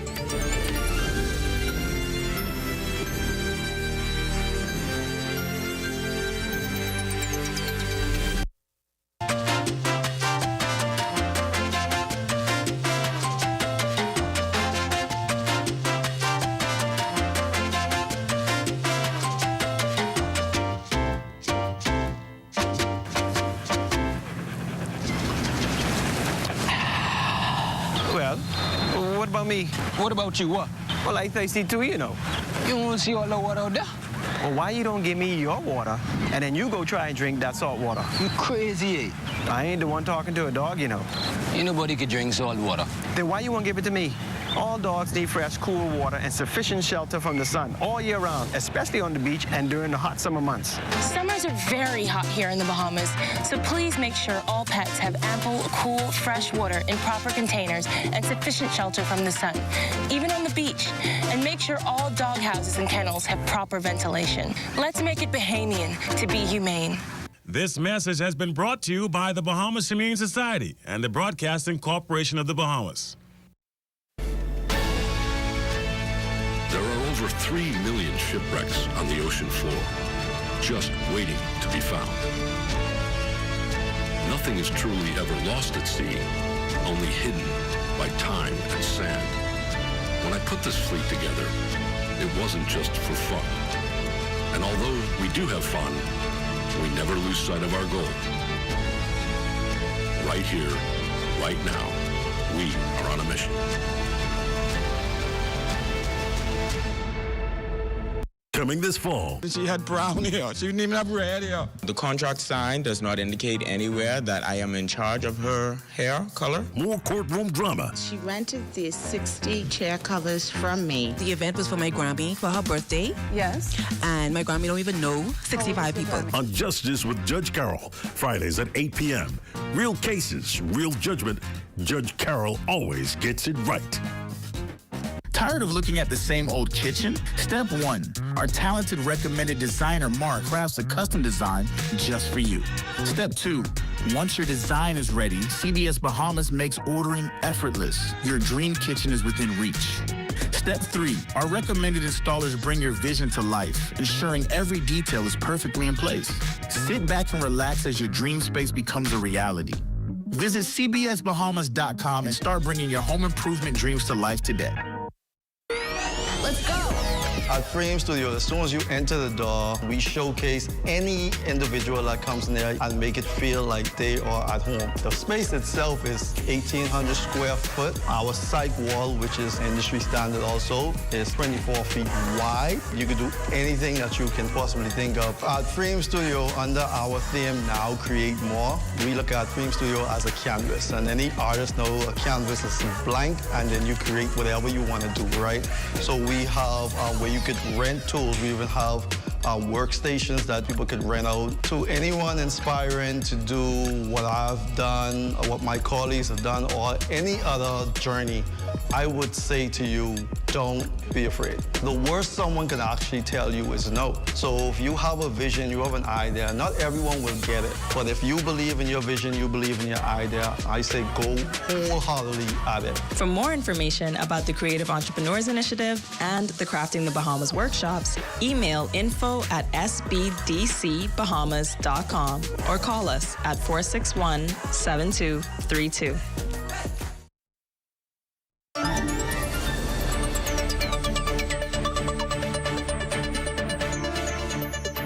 Well over 1,000 students have already registered to attend the annual college fair that will feature about 30 tertiary institutions from here in the Bahamas, the United States, and indeed Canada. Now, if you're a parent and you're looking for a college fair, you're a high school student, you will want to attend the college fair that begins this Friday, September 19th through Sunday. Get it? September 19th through Sunday the 21st at the Holy Trinity Activity Center in Stapleton Gardens. Now, returning to the set is, of course, Charlotte Knowles Thompson Agency, CEO and founder, Charlotte Knowles Thompson, and, of course, Mr. Maury Smith, who is the Assistant Director of Enrollment at the Savannah College of Art and Design, which is simply known as worldwide as SCAD. And, of course, indeed, it's great to have both of you on the show. Thank you. Welcome. Thank you Welcome so to the much. Bahamas. Thank you for having me. So, Charlotte, it's finally time, right? We've been talking about this, leading up to this. How do you feel? I am excited. I'm so excited. And then to have my favorite people on the island, right? I thought I was your favorite people. But you know, you. Okay. Hello, I live here then. Okay. You live here. He brings many scholarships. I understand. So you know. I bring nothing good there. Talk to us about what are you expecting to happen this weekend? I want to see students. I want to see parents. We want to see parents walk with their children because ultimately they make the decision, right? Right. We wanted to come and have a conversation with the SCADs and all the other universities who are present and find out what it is that they have to offer Bahamian students. Come and see what's possible. You know, if you have a dream, it starts with a dream. Yeah. You know, come with that in mind, come to really explore and to find out what's next. Should students bring anything? Because sometimes people show up at college fairs and they just come walking and say, well, I don't know what to bring. What should they bring? I don't necessarily think they need to bring anything with regard to documents. I think they need to come with their curiosity. Also absolutely, and then also come knowing what they're interested in. Sometimes, of course, you may not know the specific program that you're interested in, but if we just have an idea of the things that you are now finding passion around, that helps us align that with the different programs that SCAD has as well as the other institutions that would be participating. Well, what are you looking for as an institution when you come to these college fairs? What are you looking for? We're looking for students who are academically sound, first and foremost. We are looking for students who are teachable. Teachable, right? We don't expect you to come knowing everything about the thing that you want to ultimately become, but we want you to be an open mind, an open vessel, and committed to the education. Now, how can you determine that at a college fair? Whether somebody's teachable. I can't fully determine that at the college fair, but I can get a sense of this may be a good fit for you.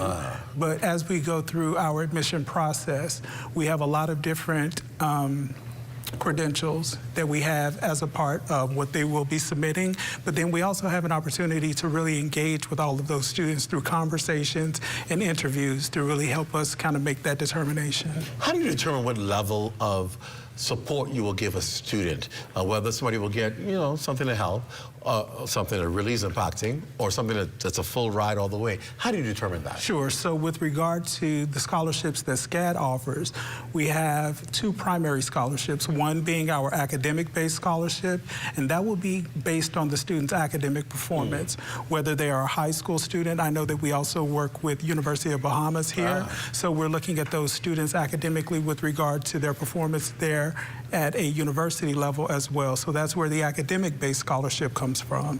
Our achievement-based scholarship is really giving that student an opportunity to show us who they are creatively, but then how well-rounded are you? So then we're looking at credentials like their portfolio, where they get to demonstrate that creative ability, and then through their resume. I tell students, I like to call it your brag sheet. That's where you let it rip. Right? That's where you get to tell us about not just those things that you do academically, but talk about any types of honors, awards, or achievements that you may have ascertained throughout your studies, and then talk about the things that you do outside the classroom as well. Because when we start looking at students holistically, when you think about maybe this is a student who does volunteer work out of school, right? Maybe they do philanthropic things in their community. This not only speaks to what's on that resume, but it also says this student obviously has good time management ability. Because if they're balancing their academics and doing well and doing all of these things outside, that also kind of speaks to their leadership potential as well. So it's not just about academics. It's not just about some kids think, academics. if I get the 4.0, I good. I don't do nothing else outside of school. I should be able to get the scholarship. Absolutely not. Absolutely not, because you have to understand, for a university like SCAD, we are global. We have over 18,000 students from over 110 different countries. Wow. So these students are in a process where we're not competing against each student, but you have to keep in mind we're looking at a lot of different students who are also vying for those opportunities to come to the university. So, you know, I'm going to ask you, all those countries, all those students. Bahamas. How do they stack up? How do they perform? Yeah, and you know what? I'm actually going to be very transparent. You all are absolutely phenomenal. Wow. And it really kind of speaks to a lot of the alumni that I can point to. I don't know if they want me to name them here tonight, but you all have an amazing, amazing track record at SCAD, and it continues to build. And I just want to say this publicly. We are super, super excited because we actually just signed a joint partnership with Charlotte Knowles Congratulations, Charlotte. Agency. Wow. So she will now serve as a local advit and resource on ground for students, and I'll be working directly. She got y'all covered. Listen, I fell in love with this lady from day one. Yes. And her spirit, but then also just to see how committed and dedicated she is to the lives and the future of these students, that spoke to me and resonated in a very, very special way. So she is a friend, but now she's also a partner, and I look forward to the amazing things that she's going to do. Charlotte, when you hear a lot of what he's saying, and I'm smiling because a lot of what he's saying is what you've been saying for so many times. Exactly. The message is the same. And so if they didn't hear it or didn't want to receive it from their own, they certainly heard it from the institutions themselves. And that's why it's so important to start now. Exactly. Start now, right? Because it becomes overwhelming. It really, truly does. You hear all the information that they have to submit. And especially if you're an art student. Absolutely. The portfolios. Right. You know, you cannot waste time on social media. You cannot waste time. I talk about being outside of the classroom, giving back, go and volunteer your time. This is what the universities are looking for, well-rounded students. I say that all the time. And can I make one more point really, really quickly? Yes, we are Savannah College of Art and Design, but I don't want anyone to take for granted that we are just an art school. SCAD is the University for Creative Careers. Wow.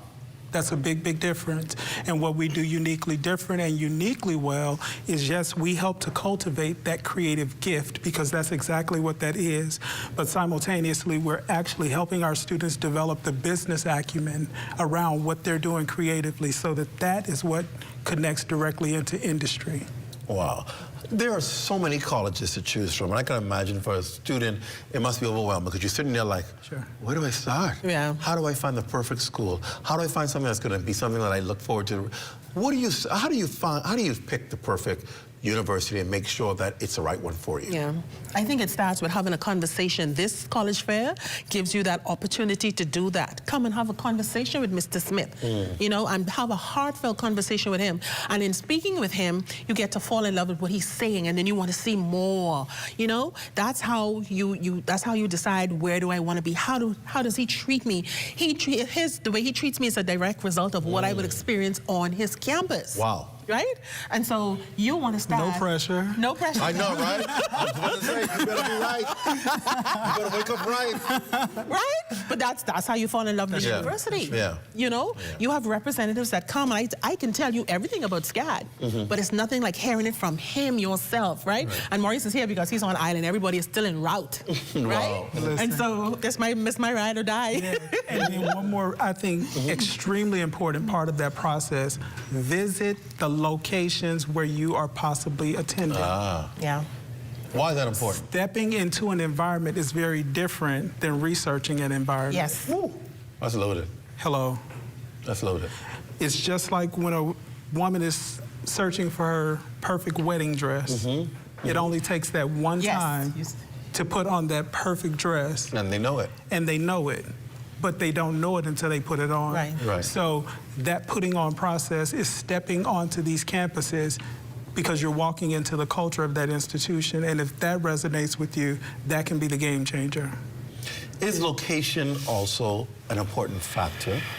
And when I say location, sometimes kids like schools, and they say, okay, it's a perfect school, and they recognize schools maybe 3 hours out of town, and they recognize that, oh, how am I going to get stuff? I need stuff. Sure. Or they recognize it might be in town, and there's a lot of distraction because it's in the city, and you don't get the focus. Sometimes location plays a role. But I want to say this first. If you're going to get distracted when you go to school, you're not ready to go to school. Oh, there you go. Hello. You understand? If you're going to get distracted, then you need to stay home because the university is serious. And if you're going there on somebody's scholarship, you need to prove to me and continue to prove to me that you deserve that scholarship. And so if you come in to get away from mommy and chores and responsibilities... Wrong purpose. Stay home. This is one of the most important transitional pieces or processes for young people leaving home for the first time, right? And that environment is going to play a really, really pivotal role in how that young person starts to develop, right? It is going to be extremely important that they feel connected to the community that they're in, that they are able to logistically, you know, do the day-to-day things that they will now be responsible for themselves.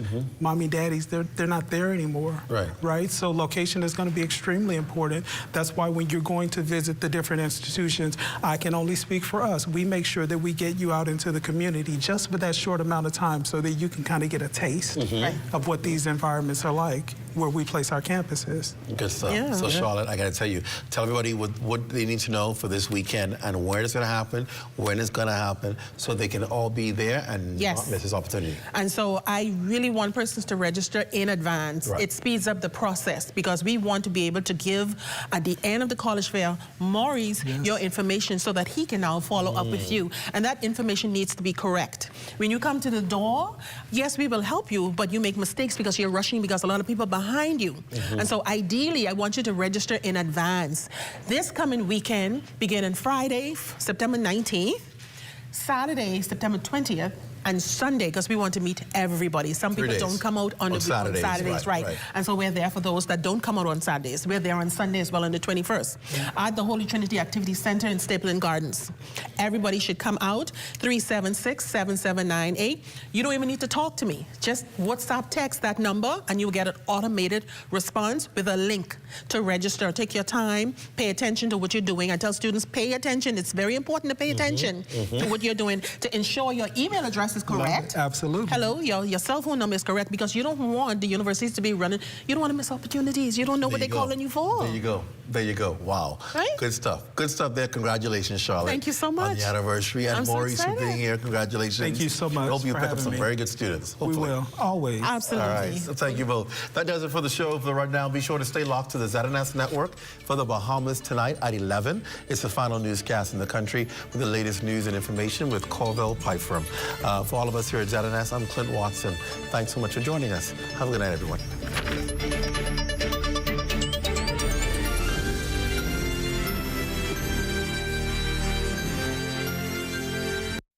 At Fort Montague, I'm Opal Roach. This is ZNS.